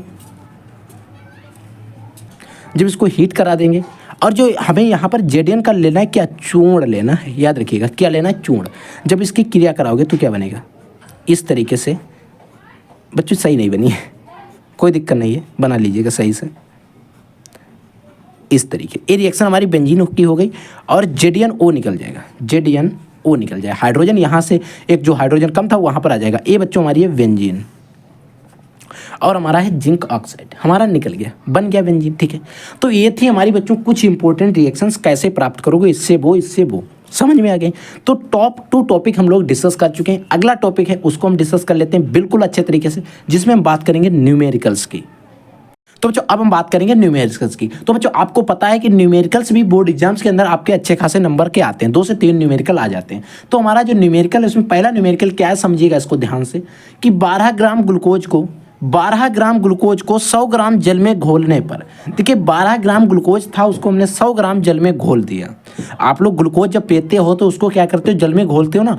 तो 12 ग्राम हमारे पास ग्लूकोज था, उसको मैंने 100 ग्राम जल में घोल दिया। तो विलयन का जो क्वथनांक था वो 100.34 डिग्री सेंटीग्रेड पाया गया, यानी कि जो क्वथनांक था वो इतना पाया गया। तो ग्लूकोज के मोलर उन्नयन स्थिरांक की गणना करना है, तो हम इसको करेंगे सॉल्व करेंगे। उसके बाद में हम लिखेंगे given value, B4 value, given value यानी कुछ मान जो वैल्यू दी गई है वो क्या दी गई, ठीक है। तो बच्चों यहाँ पर हमें W दिया गया है, ठीक है। W के मान 2 दिए, एक 100 ग्राम दिया गया, एक 12 ग्राम दिया गया। तो बच्चों स्मॉल W लिखेंगे हम 12 ग्राम, और जो W कैपिटल W उसका इक्वल टू लिखेंगे हम 100 ग्राम। आपको क्या करना है, जो ज़्यादा मान होगा उसको आपको कैपिटल डब्ल्यू लिखना है, जो मान कम होगा उसे आपको स्मॉल डब्ल्यू लिखना है, ठीक है। और मोलर उन्नयन स्थिरांक को हम लिखते हैं डेल्टा के वी से, के वी से। और के वी इक्वल टू मोलर उन्नयन स्थिरांक हमसे पूछा गया है, लेकिन विलयन का क्वथनांक दिया गया है। क्वथनांक को बच्चों हम लिखते हैं टी से, टी। डेल्टा टी भी दिया गया, क्वथनांक पाया गया है, इतने डिग्री क्वथनांक पाया गया है, इनकी इतना डिग्री पाया गया था, लेकिन यह नहीं पता टी एस कितना था, टी जीरो कितना था, ठीक है। तो हम क्या करेंगे, टी एस, अगर हम टी इक्वल टू निकालें तो क्या होता है, टी जो टी वी होता है वो टी एस माइनस होता है टी जीरो के। आज जो टी जीरो है उसका मान है हमें 100 डिग्री मानना है, कितना मानना है, 100 डिग्री। तो हम क्या करेंगे, टी एस का मान है 100, टी एस का मान एक तरीके से अगर हम बात करें तो कितना आया है, 100.34 डिग्री सेंटीग्रेड आया है। माइनस टी जीरो का मान होता है हमेशा कितनी डिग्री पर हम बात करते हैं, 100 डिग्री पर बात करते हैं, 100 डिग्री क्वथनांक होता है, ठीक है। जब इसको घटा देंगे इससे तो आ जाएगा 0.34 डिग्री सेंटीग्रेड। यानी कि डेल्टा टीवी का जो मान आया है, टीवी का वो आया है, डेल्टा टीवी का जो मान आया है, इसमें परिवर्तन हुआ है, वो 0.34 डिग्री सेंटीग्रेड का हुआ है। समझ के इतना आ गया। अब हमें क्या करना है, ग्लूकोज का भी और जल दोनों का अणुभार निकालना। हम क्या करेंगे, लिखेंगे ग्लूकोज का अणुभार, ग्लूकोज का अणुभार। बच्चों आपको ग्लूकोज का सूत्र पता होना चाहिए, क्या होता है, C6H12O6, ठीक है। और आपको पता है कि एक कार्बन का परमाणु क्रमांक कितना होता है, 6, लेकिन द्रव्यमान संख्या कितनी होती है, 12। एक हाइड्रोजन की कितना होता है, 1। एक ऑक्सीजन का कितना होता है बच्चों, 16। लेकिन कार्बन है कितने, 6, इंटू हाइड्रोजन कितने हैं, 12, इंटू ऑक्सीजन कितने हैं, 6, ठीक है। बाछिंग 72, 12 एकन 12, 16 छिंग 96, 9 2 11 2, 9 4 13 के, 1 मिनट, बाछिंग 72, 16 C6H12O6, 16 छिंग 96 होते हैं बच्चों, 16 छिंग 96 होते हैं, 16 छिंग 96 होते हैं, 96 96, ठीक है। 6 4 10 का 0, 9 7 9 1 10 और 7 17 1 18, यानी कि इसका 180 आ गया। अणुभार कितना आ गया, 180, ठीक है। अब कोई दिक्कत नहीं होनी चाहिए। ग्लूकोज का अणुभार हमारा कितना आ गया, 180। अब हमें एक सूत्र पता है, सूत्र आप लोगों ने पढ़ा होगा, डेल्टा टीवी इक्वल टू होता है 1000, इंटू में होता है केवी, इंटू में होता है स्मॉल डब्लू, अपोन में होता है capital M into small W, sorry small capital M into capital W होता है। एक सूत्र होता है, लेकिन हमें कैपिटल एम का मान भी पता है कितना है, ये चीज़ आपको पता ही है, 180 है, जो हमने अभी निकाला है ग्लूकोज का अणुभार एम, कैपिटल डब्लू पता है। लेकिन हमें क्या है कि जो हमें चाहिए क्या, केवी चाहिए, तो हमें क्या करना पड़ेगा, केवी हमें निकालना है। अगर केवी निकालेंगे तो क्या करेंगे, ईएमओ ऊपर चला जाएगा, इनटू में कैपिटल डब्लू भी हमारा ऊपर चला जाएगा, नीचे क्या हो जाएगा 1000 गुणे स्मॉल डब्लू, इनटू में जो टीवी, जो डेल्टा टीवी है वो हमारा नीचे आ जाएगा। अब हमारे पास ये सूत्र आ गया केवी इक्वल टू। अब हमें इस वाले सूत्र में मान रखना है, ठीक है। तो इस वाले सूत्र में जब हम मान रखेंगे, सॉरी बच्चों एक मिनट, टीवी इसके बट्टे में 1 माना, हमें निकालना था केवी, एम एन टू इधर आ गया, ठीक है।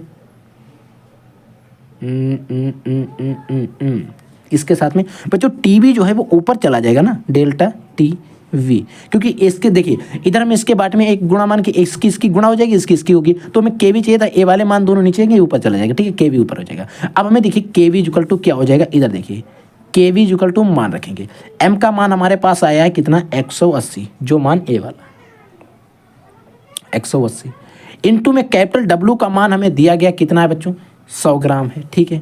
हम लिखेंगे 100 ग्राम, इनटू डेल्टा टीवी का मान कितना है 0.34, ठीक है। अपोन में बच्चों में क्या करना है, 1000 में कोई छेड़छाड़ नहीं करनी, इनटू में क्या स्मॉल डब्लू का मान कितना है बच्चों, आपको पता ही है 12 ग्राम है, जो कि ऊपर हमें दिया गया था, ठीक है, 12 ग्राम हो गया। अब हमें क्या करना, काट पीट करना, भाग करना। यहाँ पर देखिए दशमलव हटा के हम 2 जीरो बढ़ा सकते हैं, बढ़ा दिया, दशमलव हटा दिया। यहाँ करें जो जीरो 2 बढ़ाए थे वो हमने इन दोनों जीरो से कैंसिल कर दिए। एक जीरो था, इस वाले जीरो से कैंसिल कर दिया, कैंसिल कर दिया ना, कोई दिक्कत नहीं होनी चाहिए ना। हमारे ऊपर क्या बचा देखिए, 18 बचे, इंटू में क्या बचा 34 बचा, अपोन में क्या बचा 100 बचा, गुणों में 12 बचे।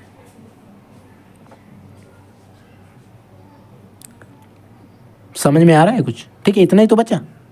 अगर हम इसके गुणा कर दें तो हो जाएगा 1200। क्या हो जाएगा 1200। अगर आप इसकी गुणा कर देते हो, ठीक है, तो क्या हो जाएगा 18 गुणे 34 अपोन में 1200, 2 जीरो हो गए 1200। अब आपको क्या करना है, ऊपर वाले की गुणा कर लेना है। 18 गुणे 35 34, हाँ ठीक है, 18 गुणे 34 इसकी आपको गुणा कर लेना है। ठीक है, 18 गुणे 34 की गुणा करके आपको करना क्या है, आपको ये वाली जो संख्या 1200 है इससे आपको भाग देना है। ठीक है, आप लोग क्या करिएगा, जो के बी आ जाएगा, के बी इक्वल टू आप इसकी गुणा कर लीजिएगा 18, 1 मिनट देखिए कितना आ जाएगा, 18 चौक 72 होते हैं, 72 के 2 हो जाएंगे, हासिल कैरी 7 हो जाएंगे, 18 दूनी 36, 18 3 54 होते हैं, 54 में अगर हम 7 जोड़ते हैं 55 56 57 58 59 60 1 61। ठीक है, कोई भी आपको दिक्कत नहीं होनी चाहिए। 61 612 बटे हमारा आ जाएगा 1200, 1200 आ जाएगा। अब हमें देखिए ऐसे कट नहीं पाएगा, हम लगाएंगे दशमलव, यहाँ पर जीरो बढ़ा देंगे। 12 पंचे कितने होते हैं, लगभग 60 हो जाएंगे, 12 पंचे 60। अब 6000 तो इसके निकल के बचे 120, इसमें हम जीरो बढ़ा देंगे, 120 में हम एक जीरो बढ़ा देंगे, हमारे हो जाएंगे 1200, 1251 जो आप इसकी गुणा करोगे के वो बच्चों के बी इक्वल टू आ जाएगा 0.51 डिग्री सेंटीग्रेड। ए के बी का मान आ जाएगा और यही हमारा फाइनली आंसर हो जाएगा। यानी कि जो 51 डिग्री सेंटीग्रेड आया है, जो हमसे पूछ रहा था मोलर उन्नयन स्थिरांक जो होगा के बी इक्वल टू कितना होगा 0.51 डिग्री सेंटीग्रेड। ये चीज़ आपको याद रखना। ऐसे आपको न्यूमेरिकल सॉल्व करना है। न्यूमेरिकल सॉल्व करने से पहले आपको सॉल्व और गिवन हेडिंग जरूर डालना, ताकि आप एग्जामिनर को पता लग जाए इसमें क्या क्या आपने किया है, आपको न्यूमेरिकल सॉल्व करना आता है या नहीं आता। ठीक है, अगला बच्चों न्यूमेरिकल देखिए बच्चों, अगला न्यूमेरिकल क्या है, दूसरा न्यूमेरिकल है। न्यूमेरिकल मैं बता रहा हूँ, आज जो भी क्लास है तो तबाही है। ये न्यूमेरिकल जो है इतनी बार बोर्ड एग्जाम्स में आ चुका है, आप मानोगे नहीं, कई बार आ चुका है। ठीक है, तो इस न्यूमेरिकल को ध्यान से समझना, क्योंकि 5% बिलियन इधर 5% भारा अनुसार बात कर रहा है, बच्चे कंफ्यूज हो जाते हैं सर क्या है। आपको बिल्कुल समझते हुए चलना है, आपको कॉन्सेंट्रेशन का लेवल बढ़ा के लिखना है। ठीक है, देखिए इसमें क्या कह रहा है, पहले सवाल को समझिएगा और पढ़िएगा। देखिए, चीनी का जल में बना एक 5% भारा अनुसार बिलियन का, देखिए चीनी का जल में बना एक 5% भारा अनुसार बिलियन का हिमांक 171 केल्विन है। ठीक है, ग्लूकोज के जल में 5% बिलियन के ग्लूकोज के जल में 5% बिलियन के हिमांक की गणना कीजिए यदि शुद्ध जल का हिमांक जो है वो इतना दिया गया। अब हमें 2 बिलियन आ गए, एक तो ग्लूकोज का विलियन है, किसका, ग्लूकोज का विलियन 5% है, और एक चीनी का विलियन है, 2 बिलियन आ गए। अब हमें दोनों बिलियनों को अलग अलग हल करना पड़ेगा। ठीक है, अब बच्चों क्या करना है, देखिए इसको ध्यान से समझिएगा क्योंकि आपके लिए एक इंपॉर्टेंट सवाल है। अब हम इसको करते हैं सॉल्व, SOLV। इसमें हम कोई भी गिवन वैल्यू नहीं लिखेंगे, इसको हल करेंगे। सबसे पहले में, क्योंकि इसमें 2 कंडीशन दी, गिवन वैल्यू आप कंफ्यूज हो जाओगे। ठीक है, हम सबसे पहले बात करेंगे चीनी के लिए,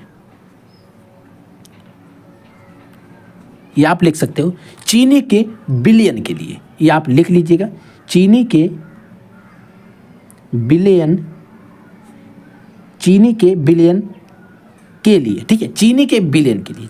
देखिए आपको यहाँ पर एक सूत्र लगाना है, M = 1000 इंटू में होता है बच्चों KF, इंटू में होता है बच्चों स्मॉल w, ठीक है, अपोन में होता है बच्चों कैपिटल W, इंटू में होता है डेल्टा TF। उसी तरीके से क्वेश्चन है। ठीक है, ये सूत्र आपको याद रखना है, यही सूत्र आपको लगाना है दोनों में। ठीक है बच्चों, यहाँ पर देखिए, यहाँ पर क्या कह रहा है, चीनी का 5%। अब देखिए 5% का क्या मतलब है बच्चों, अगर हम स्मॉल w और कैपिटल W का मान निकालना चाहें तो 5% का मतलब है 5 ग्राम।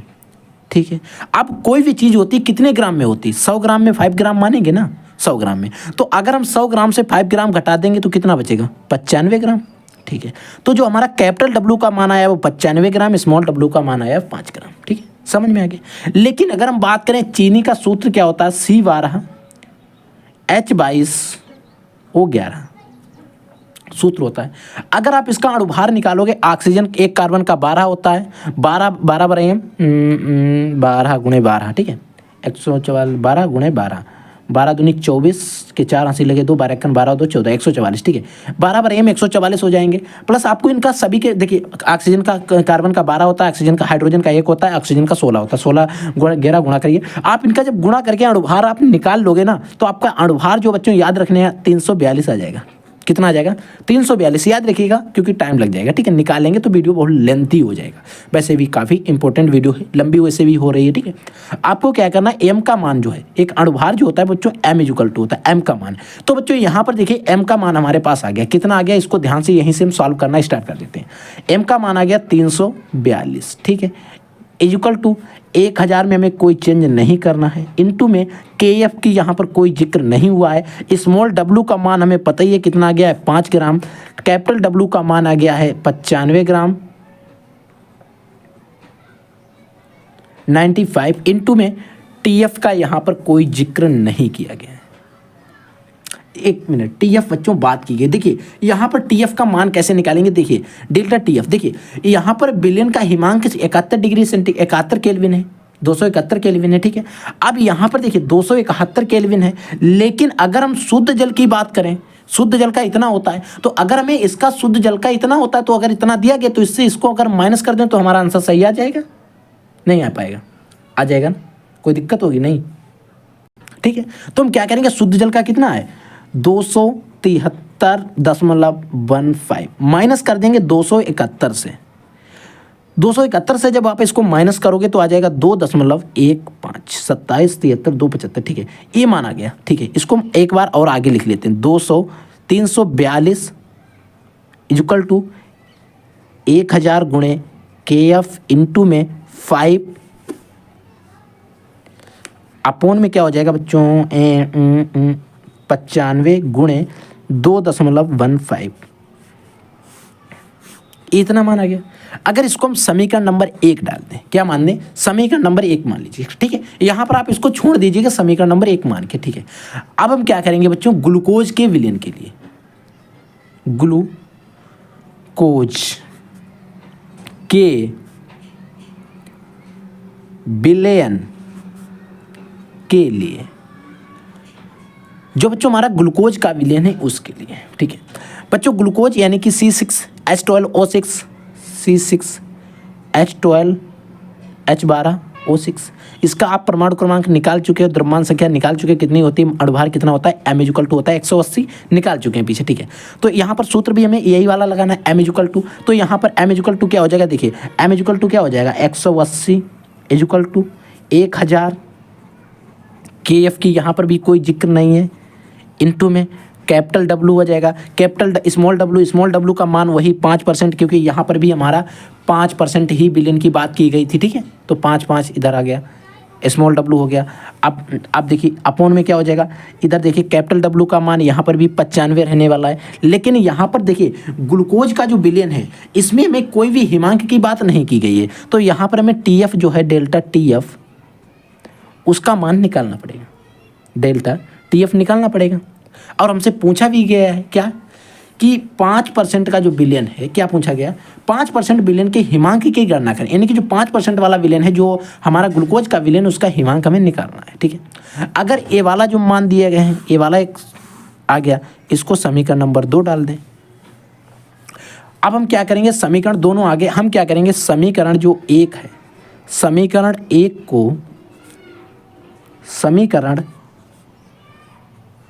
2 से भाग देने, 2 से भाग देने पर, ठीक है, समीकरण 1 जो है उसको समीकरण 2 से हम भाग देंगे।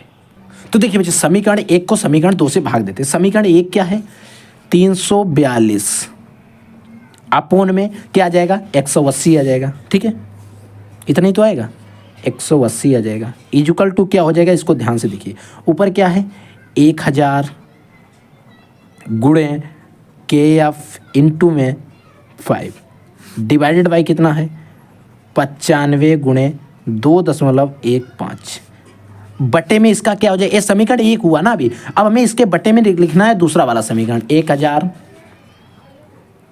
गुणे के एफ गुणे 5 अपोन में 95 गुणे डेल्टा टी एफ, यही तो है समीकरण। तो अब हमें इसको भाग करना है। अब देखिए ए वाला मान जो है इसकी गुणा इसके साथ हो जाएगी, इसकी गुणा इसके साथ हो जाएगी, ऐसे ही तो होता है, इसकी इसके साथ, इसकी इसके साथ। देखिए अब आप क्या करिए, देखिए 342/180, ठीक है, क्या हो जाएगा 1000 गुणे के एफ गुणे 5 गुणे ए वाले ऊपर जाएंगे तो गुणा में जाएंगे 95 गुणे डेल्टा टी एफ, ठीक है। अपोन में क्या बचेगा, देखिए 1000 गुणे के एफ गुणे 5 गुणे में क्या जाएगा 95 गुणे 2.15, इतना ही आएगा। अब देखिए 1000 से 1000 कैंसिल, के एफ से के एफ कैंसिल, 5 से 5 कैंसिल, 95 से 95 कैंसिल, सारा कुछ कैंसिल हो गया ना। अब क्या बचा 342 बचे, अपोन में 180 बचा, ठीक है, ऊपर बचा डेल्टा टी एफ बचा, अपोन में 2.15 बचा, इतना बचा है दोनों को हल करने। अब इसकी हम करेंगे, इसकी इसके साथ तिरछा गुणा करा देंगे। कैसी गुणा होगी, तिरछा होगी, तो हमारा delta T F equal to क्या आ जाएगा, देखिए टी एफ इक्वल टू क्या हो जाएगा 342 गुणे 2.15 अपोन में क्या आ जाएगा 180 जो है नीचे आ जाएगा, ठीक है, 180 नीचे आ जाएगा। यहाँ से हम दशमलव को अगर हटाना चाहें, एक मिनट 180, ठीक है, इधर हम दशमलव हटाएंगे तो 2 जीरो बढ़ जाएंगे हमारे, ठीक है। आप यहाँ का जीरो हटा के यहाँ पर 2 जीरो बढ़ा दीजिए, 342 गुणे 215 अपोन में 1080, 3 जीरो लगा दीजिए, 180 डबल जीरो, ठीक है, क्या दे यानी कि 18,000। अब बच्चों क्या होगा, आप इन दोनों मानों की गुणा करना और इसको भाग कर देना। इन मानों को आप गुणा कर लेना मोबाइल फ़ोन से, कैसे भी कैलकुलेटर से कैसे भी कर लेना है। अगर हम इसमें करेंगे तो बहुत टाइम हो जाएगा बच्चों, ठीक है। इन दोनों की गुणा करना, इसको इससे भाग कर देना 18,000 को, ठीक है। जब आप इसकी गुणा करके इसको भाग कर दोगे तो डेल्टा टी एफ का जो मान आ जाएगा बच्चों कितना आ जाएगा 4.085 केल्विन आ जाएगा। ये हमारा डेल्टा टी एफ का मान आ गया, ठीक है। ये हमारा जो डेल्टा टी एफ आया था वो आ गया, लेकिन हमें यहाँ पर क्या एक टेंशन है हमें कि यहाँ पर शुद्ध जल का मान दिया गया है, शुद्ध जल का हिमांक जो है वो दिया गया है, ठीक है। हम क्या करेंगे, देखिए हमें निकालना है ग्लूकोज का। हमें क्या करना है,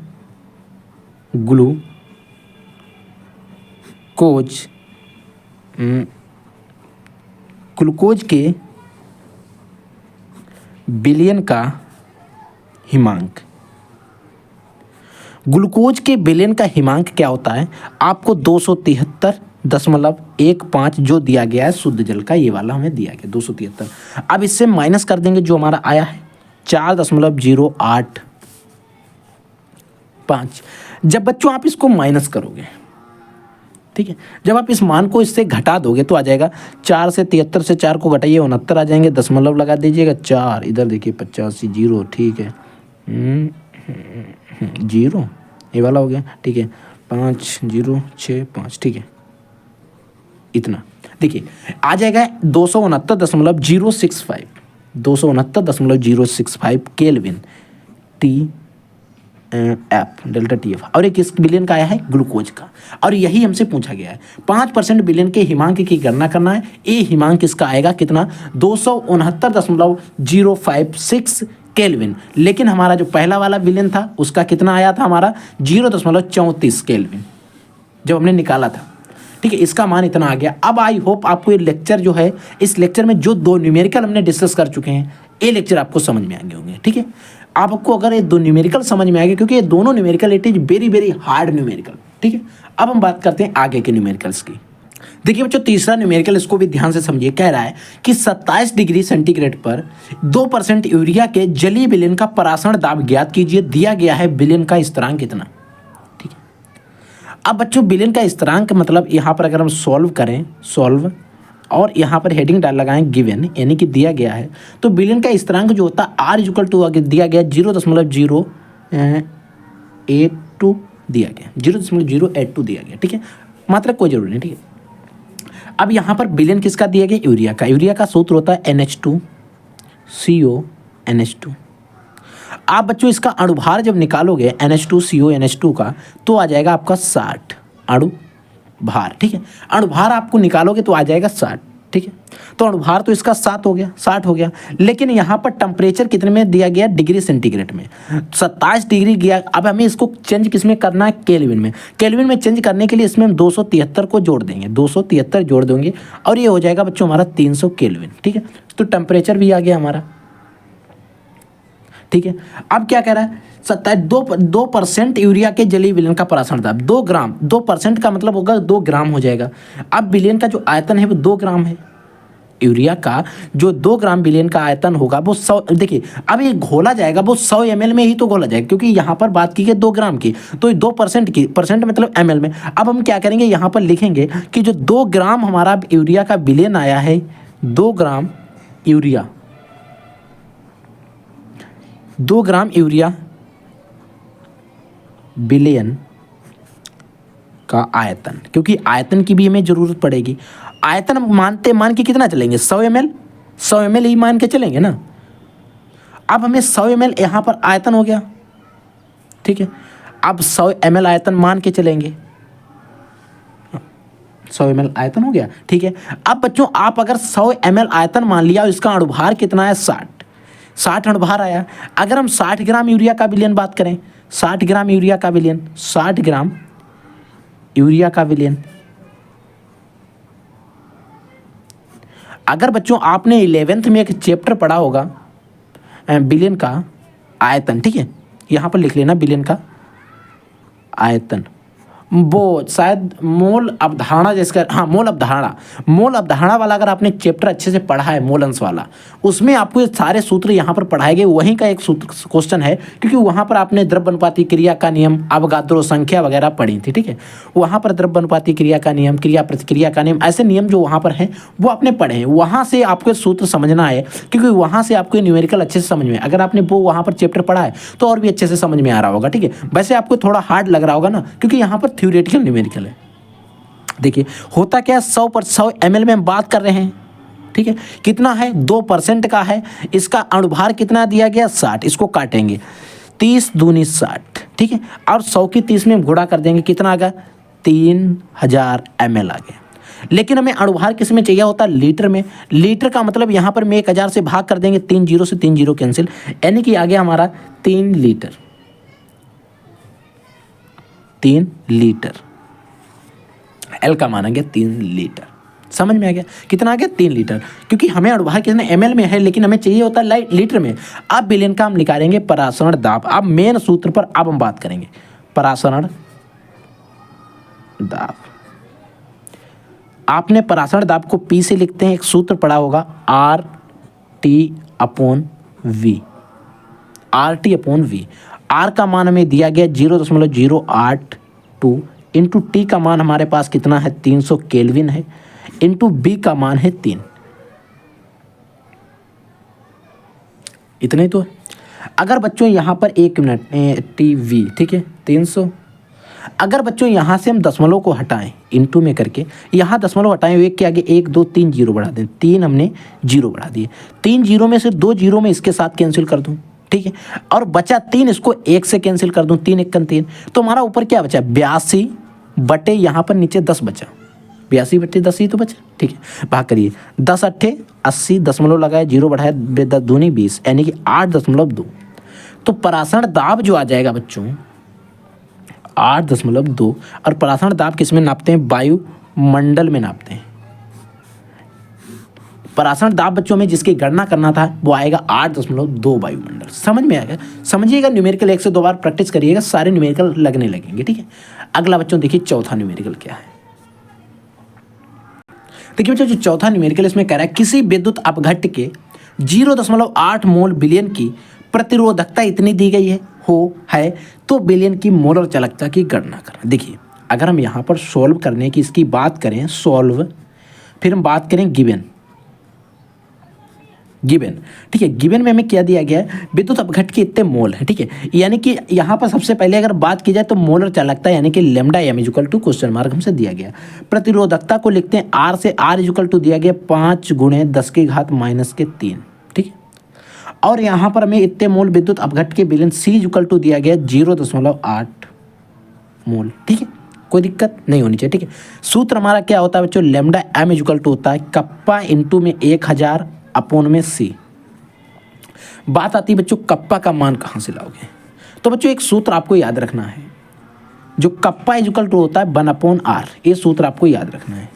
तो कप्पा के स्थान पर हम 1/r लिख सकते हैं, तो हम क्या लिखेंगे देखिएगा, लैम्डा एम इक्वल टू क्या हो जाएगा, कप्पा के स्थान पर 1/r हो जाएगा, इंटू में 1000 हो जाएगा, अपॉन में सी हो जाएगा, ये सूत्र आ जाएगा ना।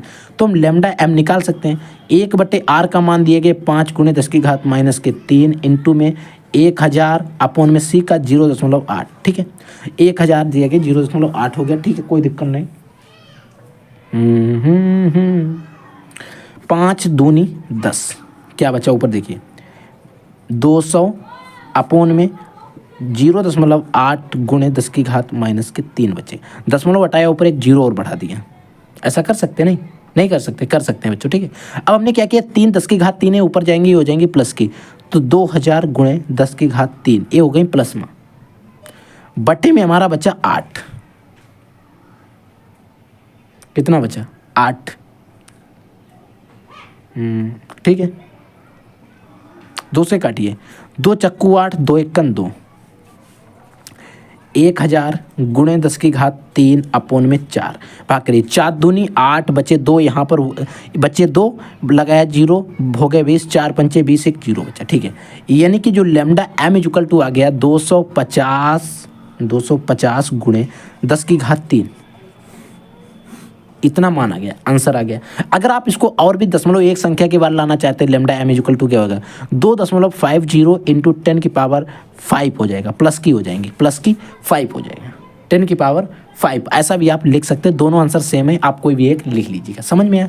तो आई होप ये वाला न्यूमेरिकल भी आपको अच्छे से समझ में आ गया। अगला बात करते हैं, देखिए बच्चों 5वां न्यूमेरिकल क्या है, इसको समझिए, रासायनिक बलगतिकी वाला आपका जो चैप्टर है उससे है। देखिए, एक प्रथम कोटि की अभिक्रिया 100 सेकंड में 50% संपन्न होती है, अभिक्रिया का वेग स्थिरांक ज्ञात कीजिए।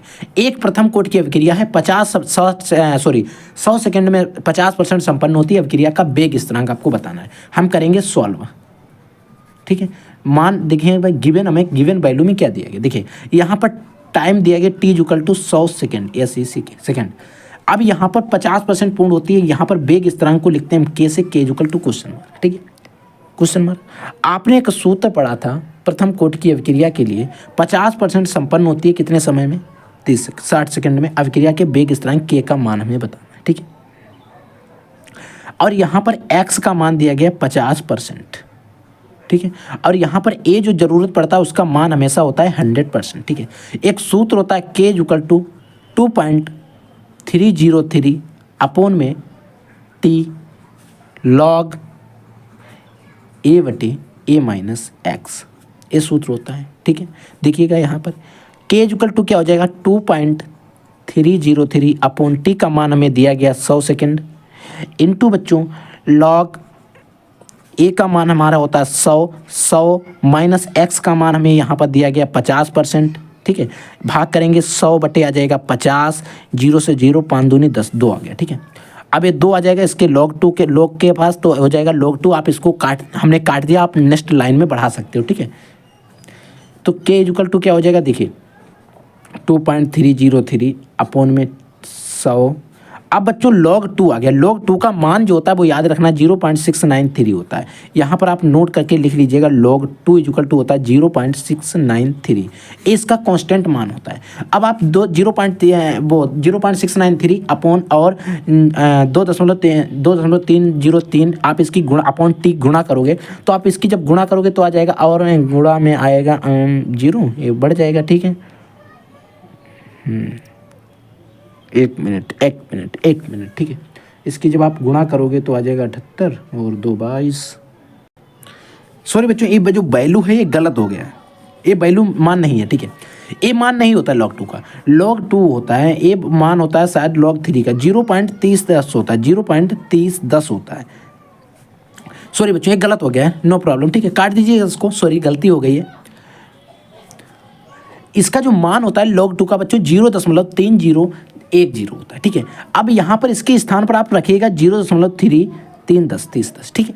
आप जब इस log स्थान पे ए वाला मान रखोगे ना, तब आपकी गुणा में आ जाएगा 0.30, 0.693 आता है कहीं पर बच्चों, हमें ध्यान नहीं, कंफ्यूज हो गए थे। हाँ बच्चों, अब ध्यान आ गया। जो आप एक k equal to 0.0693 upon T half, आप टी हाफ वाला सूत्र लगाओगे तो वहाँ पर ही आता है। हम थोड़ा कंफ्यूज हो गए थे, ठीक है। तो आप इसकी आप गुणा करो, इसका आप गुणा कर लीजिए 3 अब आप जब, हाँ 0.3010 log 2 का मान हो गया। अब आप इसकी जब गुणा करोगे तो आ जाएगा 0.693 अपॉन में 100। अब 100 का मतलब इससे 100 से भाग करोगे तो जो जीरो इसके आगे बढ़ जाएंगे, 0.00693 ये मान आ जाएगा, और ये हो जाएगा k इक्वल टू, और इसका मात्रक हो जाएगा बच्चों सेकंड, क्योंकि सेकंड इनवर्स। ये मान आप लिख लीजिएगा, समझ में आ गया। अगला बात करते हैं, वो बच्चों थोड़ा कंफ्यूज हो गए थे, ठीक है, वहाँ से आ गया ध्यान। एक प्रथम कोटि की अभिक्रिया का आधा भाग 50% 10 मिनट में पूर्ण होता है, इस अभिक्रिया के 80% भाग पूर्ण होने में कितना समय लगेगा। यानी कि कोई एक अभिक्रिया है, उसका 50% भाग जो है 10 मिनट में पूर्ण हो जाता है। इस अभिक्रिया का अगर 80% भाग पूर्ण हो रहा है ना, तो उसमें कितना समय लगेगा, इसके समय के बारे में आपको बताना है। तो देखिए बच्चों, अगर कोई अभिक्रिया है 50% T half is equal to, इसको सॉल्व और गिवन हेडिंग डाल लीजिएगा। टी हाफ जो दिया गया है बच्चों वो 10 मिनट दिया गया है, 10 मिनट, ठीक है। यहाँ पर हमें सूत्र लगाना है क्या, आधा पूर्ण होती ना आधी भाग, तो हमें यहाँ पर पहले लगा देंगे अर्धायुकाल 0.693। ये बच्चों इसमें सूत्र होता है, मैं थोड़ा कंफ्यूज हो गया था, ठीक है, मैं वही log 2 का मान दिया। अब इसमें कहाँ पर log जो टी हाफ का मान दिया गया 0.693 अपॉन टी हाफ का मान दिया गया 10 मिनट में पूर्ण होती है, तो इसको 10 से भाग करेंगे तो आ जाएगा 0.0693। ये बच्चों हमारा आ गया के का मान। आप क्या कह रहा है, अभिक्रिया का 80% भाग पूर्ण होने में कितना समय लगेगा, यानी कि अभिक्रिया का 80% अगर भाग पूर्ण होना ना तो कितना समय लगेगा। तो 80%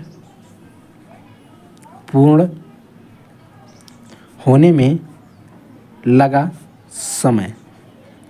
समय को लिखते हैं टी इक्वल टू, ठीक है।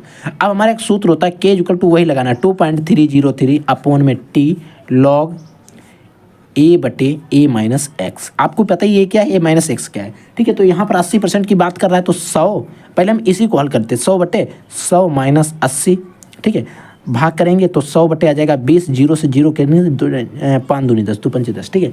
तो क्या हो गया log 5, तो क्या होगा के इक्वल टू 2.303 अब log 5 बटे टी, इतने आ गया ना, एलओजी log 5 आ गया। अब बच्चों आपको log 5 का मान पता होना चाहिए, क्या होता है log 5 का मान। तो बच्चों आपको याद रखना है, ये जो मान मैं आपको 0.6933 बार बार बक रहा हूँ ना, log 5 इक्वल टू होता है 0.6989, ज़्यादा होता है इससे, आप इतना रखिए 0.689, ठीक है, इतना रखिए। ये जो मान होता है बच्चों log 5 का मान होता है, ठीक है। अब यहाँ पर देखिए इसको इक्वल टू के इक्वल टू क्या हो जाएगा 0.303 अपॉन में टी का मान हमें तो निकालनी है, इक्वल टू log 5 के स्थान पर हमें रखना 0.6989, ए मान हमें रखना है इसके स्थान पर, ठीक है। जब बच्चों इसके स्थान पर हम मान रखेंगे और के हमें निकालना है टी, तो टी इक्वल टू क्या हो जाएगा 2.303। अब हाँ, जब आप इन दोनों मानों की गुणा करोगे, ये जो मान दिए गए आपको इनकी आप गुणा कर देना तो आपका आ जाएगा 1.60927। आप अपॉन में क्या हो जाएगा के। अब एक के जो है इसका नीचे आ जाएगा, और के का मान हम निकाल चुके हैं 0.6093। अब हमें के का मान, क्योंकि यहाँ से निकाल चुके हैं वहाँ से हमने के का मान रख दिया, आप इनकी गुणा करोगे 1.609727 आ जाएगा। अब आपको गुणा करके इसका क्या करना, भाग करना है ना। जब आप इसको भाग कर दोगे इस वाले मान से इस वाले मान को, तो आ जाएगा लगभग 23.19। इसको और अथवा में आप क्या लिख सकते हो 23.20 भी लिख सकते हो सकता है 23.20 आ जाए ना, तो आपको कोई कंफ्यूजन नहीं होना है, दशमलव में इधर उधर हो सकता है। तो ये आ जाएगा आपका टी का मान, और टी का मान यहाँ पर समय किसमें दिया था, मिनट में, तो यहाँ पर मात्रक जो हो जाएगा वो मिनट हो जाएगा। समझ में आया। तो ये थे हमारे इंपॉर्टेंट कुछ न्यूमेरिकल्स जो मैंने आपको बता दिए। अगर अप्रॉक्स मान की बात करें तो हमारा 23 मिनट आया है, ठीक है, 23 मिनट। तो आप इतना भी लिख सकते हो, ठीक है। अब बात करते हैं अगला टॉपिक क्या है हमारा, इसको समझिए। तो देखिए बच्चों, हम लोगों ने क्या क्या पढ़ लिया, क्या होता है जब, कैसे प्राप्त करेंगे, न्यूमेरिकल्स भी पढ़ लिए।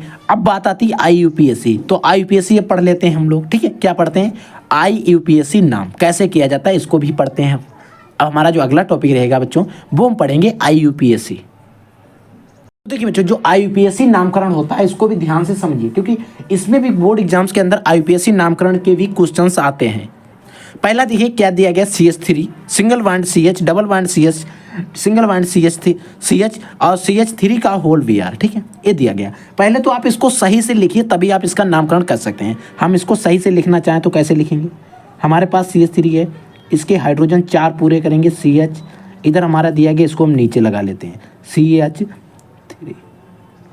आप इसको खुला बनाएंगे, ठीक है, CH इधर लगा देंगे, CH3 इधर CH लगाएंगे। अब देखिए यहाँ पर 4 पूरे हो गए, CH है, यहाँ पर एक हाइड्रोजन लगा दिया, ऊपर हम एक इधर लगा देंगे हम CH3, और यहाँ पर होल Br का मतलब हम यहाँ पर लगाएंगे Br।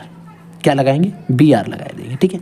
अब देखिए इधर हम नेमिंग किधर से करेंगे, चाहे इधर से करिए चाहे इधर से, ऐसा नहीं होगा, ठीक है, क्योंकि अब फिर हम क्या करते हैं, अल्फ़ाबेट्स को चूज करते हैं। तो अल्फ़ाबेट में B आता ही पहले, तो हम क्या करेंगे, इधर से नंबरिंग करेंगे, 1 2 3 4 5 कार्बन लगे। कितनी है, 5 कार्बन हमारे पास इस चेन के अंदर दिए गए हैं, ठीक है। लेकिन हमारा जो Br है वो कितने नंबर पर आया, तो हम लिखेंगे 2 ब्रोमो, 2 ब्रोमो, क्योंकि Br कितने पर लगा है, 2, तो 2 ब्रोमो हो गया, ठीक है। चेन कितने की है, 1 2 3 4 5 कार्बन की। 5 के लिए हम कौन सा शब्द यूज करते हैं, पेंटेन, और क्योंकि यहाँ पर डबल बॉन्ड भी है तो हम लिखेंगे पेंट, और डबल बॉन्ड किस स्थान पर है, 1 2 3, तो पेंट 3 इन हम लिख देंगे, 2 ब्रोमो पेंट 3 इन, या आप लिख सकते हैं 2 ब्रोमो पेंटेन 3 ऐसे भी लिख सकते हो। तो सबसे अच्छा रहेगा 2 ब्रोमो पेंट 3 इन, क्योंकि 3 पर इन लगा। इन देखिए, एक बॉन्ड है उसके लिए हम एन यूज करते हैं, डबल बॉन्ड है अगर उसके लिए इन यूज करते हैं, अगर वहाँ पर ट्रिपल बॉन्ड है तो उसके लिए हम आइन यूज करते हैं, एन इन आइन, ठीक है। ये चीज़ याद होनी चाहिए, तभी आप IUPAC नामकरण कर सकते हो, ठीक है। तो इसका IUPAC नाम क्या हो जाएगा, 2 ब्रोमो पेंट 3 इन। अब देखिए अगला हमारे जो अगला दिया गया, इसमें हमसे क्या कह रहा है, देखिए CH3 CH double bond CH double single CH CHO, ठीक है। देखिए CH3 हम इसका हाइड्रोजन से वैलेंसी पूरी करेंगे, CH इधर एक H लगाएंगे, इधर H इधर H, CH3 हो गया। डबल बॉन्ड CH लगाएंगे, इधर हम लगाएंगे C। ऑक्सीजन डबल बॉन्ड से जुड़ता है, हाइड्रोजन सिंगल बॉन्ड से जुड़ता है। कार्बन की सभी कार्बन की बैलेंसी जो 4 पूरी होनी चाहिए, 2 3 4 2 3 2 जो 4 2 3 4 2 3 4 सभी की पूरी है, ठीक है। अब यहाँ पर देखिए हम नंबरिंग किधर से करें, तो देखिए आप इसमें नंबरिंग किधर से करो, इधर से इधर से, देखिए चाहे इधर से करो चाहे इधर से, आपका ये वाला 2 नंबर पर ही आएगा, ठीक है। तो हम लिखेंगे इधर से, मान लीजिए इधर से कर लेते 1 2 3 4 कार्बन के लिए मेथेथ प्रोप ब्यूट, क्या होता है, ब्यूट शब्द होता है, तो हम लिख लेंगे ब्यूट, टेंशन ब्यूट की खत्म, ब्यूट हो गया। अब देखिए 1 2 पर इन लगा है, 2 इन, ठीक है। और जो CHO समूह होता है इसके लिए हम क्या अल यूज करते हैं, CHO जो लगा होता है इसके लिए, क्योंकि यहाँ पर CHO लगा है, CHO अगर इसकी पूरी की बात करें, ठीक है, इसके लिए हम क्या यूज करते हैं, अल। और ब्यूट ई नल, इन देखिए अगर हम इन लिखें प्लस अल इसको जोड़ें अन, तो क्या लिख सकते हैं, ई नल एक ही में आ रहा है ना, तो हम इसको लिखें ब्यूट टू इनल, ऐसा आप इसका नाम लिखोगे, ब्यूट टू इनल। समझ में आ गया। तीसरा नाम देखिए बच्चों, तीसरा नाम दिया गया, ऐसे हमें एक रिंग दी गई है, ऐसे में आपसे इसका IUPAC नाम बताना है, इसका नाम क्या होगा।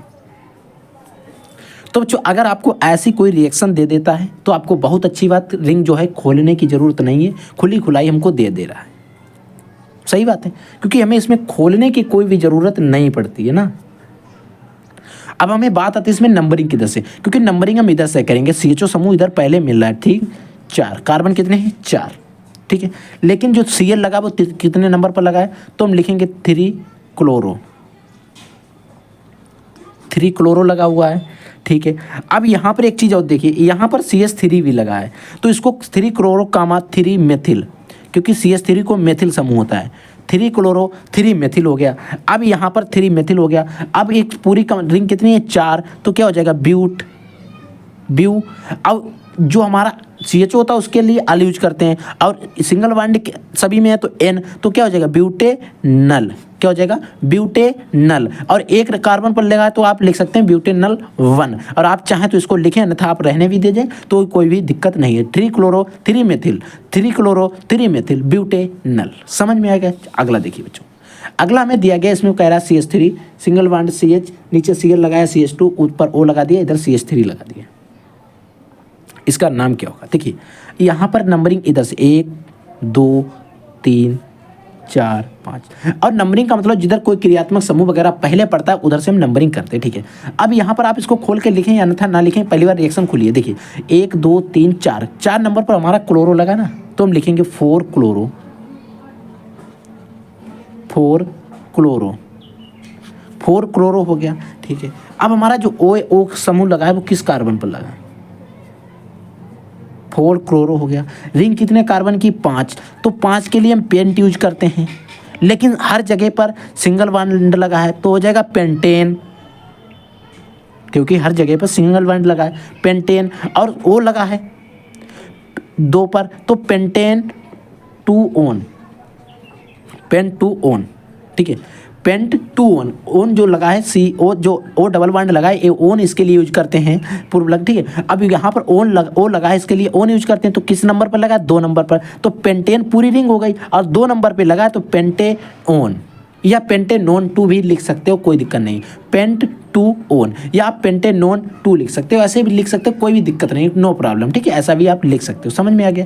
अगला देखिए, देखिए इसमें क्या करना है, आपको ध्यान देना है। इसमें कार्बन कितने, आप इसमें कार्बन गिनिएगा, ठीक है। अब देखिए इधर से आयन नंबरिंग करें या इधर से, क्योंकि यहाँ पर आयन मिल रहा है, आई में A आता है और ओन में O आता है, ठीक है। तो हम क्या करेंगे, नंबरिंग इधर से करेंगे, ठीक है। यहाँ पर COOH, यहाँ पर अगर हम इसको सही से लिखें तो ऐसा भी लिख सकते हैं COOH है, यानी कि OH अम्ल है, ठीक है। तो नंबरिंग इधर 1 2 3 4 5 6, और 6 के लिए हम क्या कौन सा शब्द यूज करते हैं? 6 कार्बन की चेन को क्या कहते हैं? ब्यूटेन। तो वो meth eth prop but pent hex, hexane कहते हैं। तो बच्चों ये हो गया हमारा हेक्स, ये हमारे पूरी चेन के कार्बन हेक्स। अब यहाँ पर 3 नंबर पर क्या लगा है? ट्रिपल बॉन्ड लगा है, ठीक है। 3 नंबर पर जो 2 नंबर पर आयन लगा है, तो इन हो गया। नहीं, एक मिनट 1 2 बच्चों, नंबरिंग आप अगर इधर से 1 मिनट, इधर क्रियात्मक समूह पहले मिल रहा है ना, हाँ नंबरिंग इधर से करेंगे बच्चों, सॉरी। 1 2 3 4 5 6 नंबरिंग इधर से, क्योंकि यहाँ पर क्रियात्मक समूह में पहले मिल रहा है ना, क्रियात्मक समूह पहले मिलने के कारण हम नंबरिंग इधर से करेंगे, ठीक है। ब्यूट, अब यहाँ पर देखिए 1 2 नंबर पर क्या आ रहा है? इन, तो क्या हो जाएगा? 2 इन हो जाएगा। अब देखिए 2 इन हो गया, और यहाँ पर देखिए 4 नंबर पर क्या आ रहा है? आयन, कमा 4 आयन, क्योंकि 3 कार्बन के ट्रिपल बॉन्ड के लिए एन इन आयन यूज करते हैं ना, आयन यूज करते हैं, तो 3 आयन, सॉरी 4 आयन हो गया बच्चों, 4 आयन, 1 2 3 4 4 आयन हो गया। अब यहाँ पर नंबर 1 पर क्या लगा है? ओइक अम्ल, ठीक है। तो हम लिखेंगे ओइक अम्ल, ओइक अम्ल। समझ में आ गया। हेक्स 2 इन 4 आयन ओइक अम्ल, ऐसे आप IUPAC नाम लिखोगे। तो कुछ टॉप 5 IUPAC नाम थे, वो मैंने आपको बता दिए। इससे पहले मैं IUPAC नाम पढ़ा चुका हूँ, कई बार पढ़ाए हैं, ठीक है। तो IUPAC नाम लगभग मैंने सारे पढ़ा दिए, कुछ ऐसे थे जो नहीं पढ़ाए थे, वो मैंने आज आपको पढ़ा दिए। अब बच्चों बात आती है, हमने आपको IUPAC भी पढ़ा दिए, सारे टॉपिक पढ़ा दिए।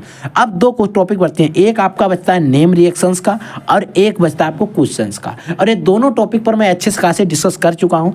आपको नेम रिएक्शंस का और इंपॉर्टेंट क्वेश्चंस का आपको जो वीडियो है उनका लिंक आपको वीडियो के डिस्क्रिप्शन डिस्क्रिप्शन बॉक्स में मिल जाएगा, क्योंकि मैं आपको वहाँ पर कई सारे वीडियो दे दूंगा। उनसे अगर आप क्वेश्चन को पढ़ लेते हो 20-20, 40-40 क्वेश्चन के लिंक हैं, वो मैं आपको दे दूंगा। वहाँ पर एक क्वेश्चन, एक लेक्चर हमने लिया था जिसमें लगभग हमने 60 क्वेश्चन से डिस्कस किए थे। वो सारे क्वेश्चन आप पढ़ लेना। अगर कोई इंपॉर्टेंट क्वेश्चन और भी मिलते तो वो मैं पढ़ा दूंगा, ठीक है। तो आपको क्या करना है, सारे इंपॉर्टेंट क्वेश्चन जो है उनको पढ़ लेना है। और नेम रिएक्शंस भी मैं आपको वीडियो के डिस्क्रिप्शन बॉक्स में लिंक डाल दूंगा, क्योंकि अभी 1 से 2 दिन ही हुए हैं मैंने आपको नेम रिएक्शंस का आपका लेक्चर लिया था। तो खाली मुली आपका टाइम वेस्ट करना हमें सही नहीं लगता है। तो नेम रिएक्शंस की लगभग मैंने आपको सारी पढ़ा दी है, ठीक है। तो आई होप आपको ये लेक्चर आज का समझ में आया होगा। अगर आपको लेक्चर पसंद आया तो वीडियो को एक लाइक जरूर कर देना और कमेंट कर देना। अगर आपको कोई भी डाउट रहता है कहीं पर भी, कोई भी क्वेश्चन में, तो वीडियो के कमेंट सेक्शन में कमेंट करके आप हमसे पूछ लेना। हम उसका जवाब आपको 100% प्रोवाइड करा देंगे, ठीक है बच्चों। तो आप लोग पढ़ते रहिए, आगे बढ़ते रहिए। I will take next class. तब तक के लिए जय हिंद, वंदे मातरम।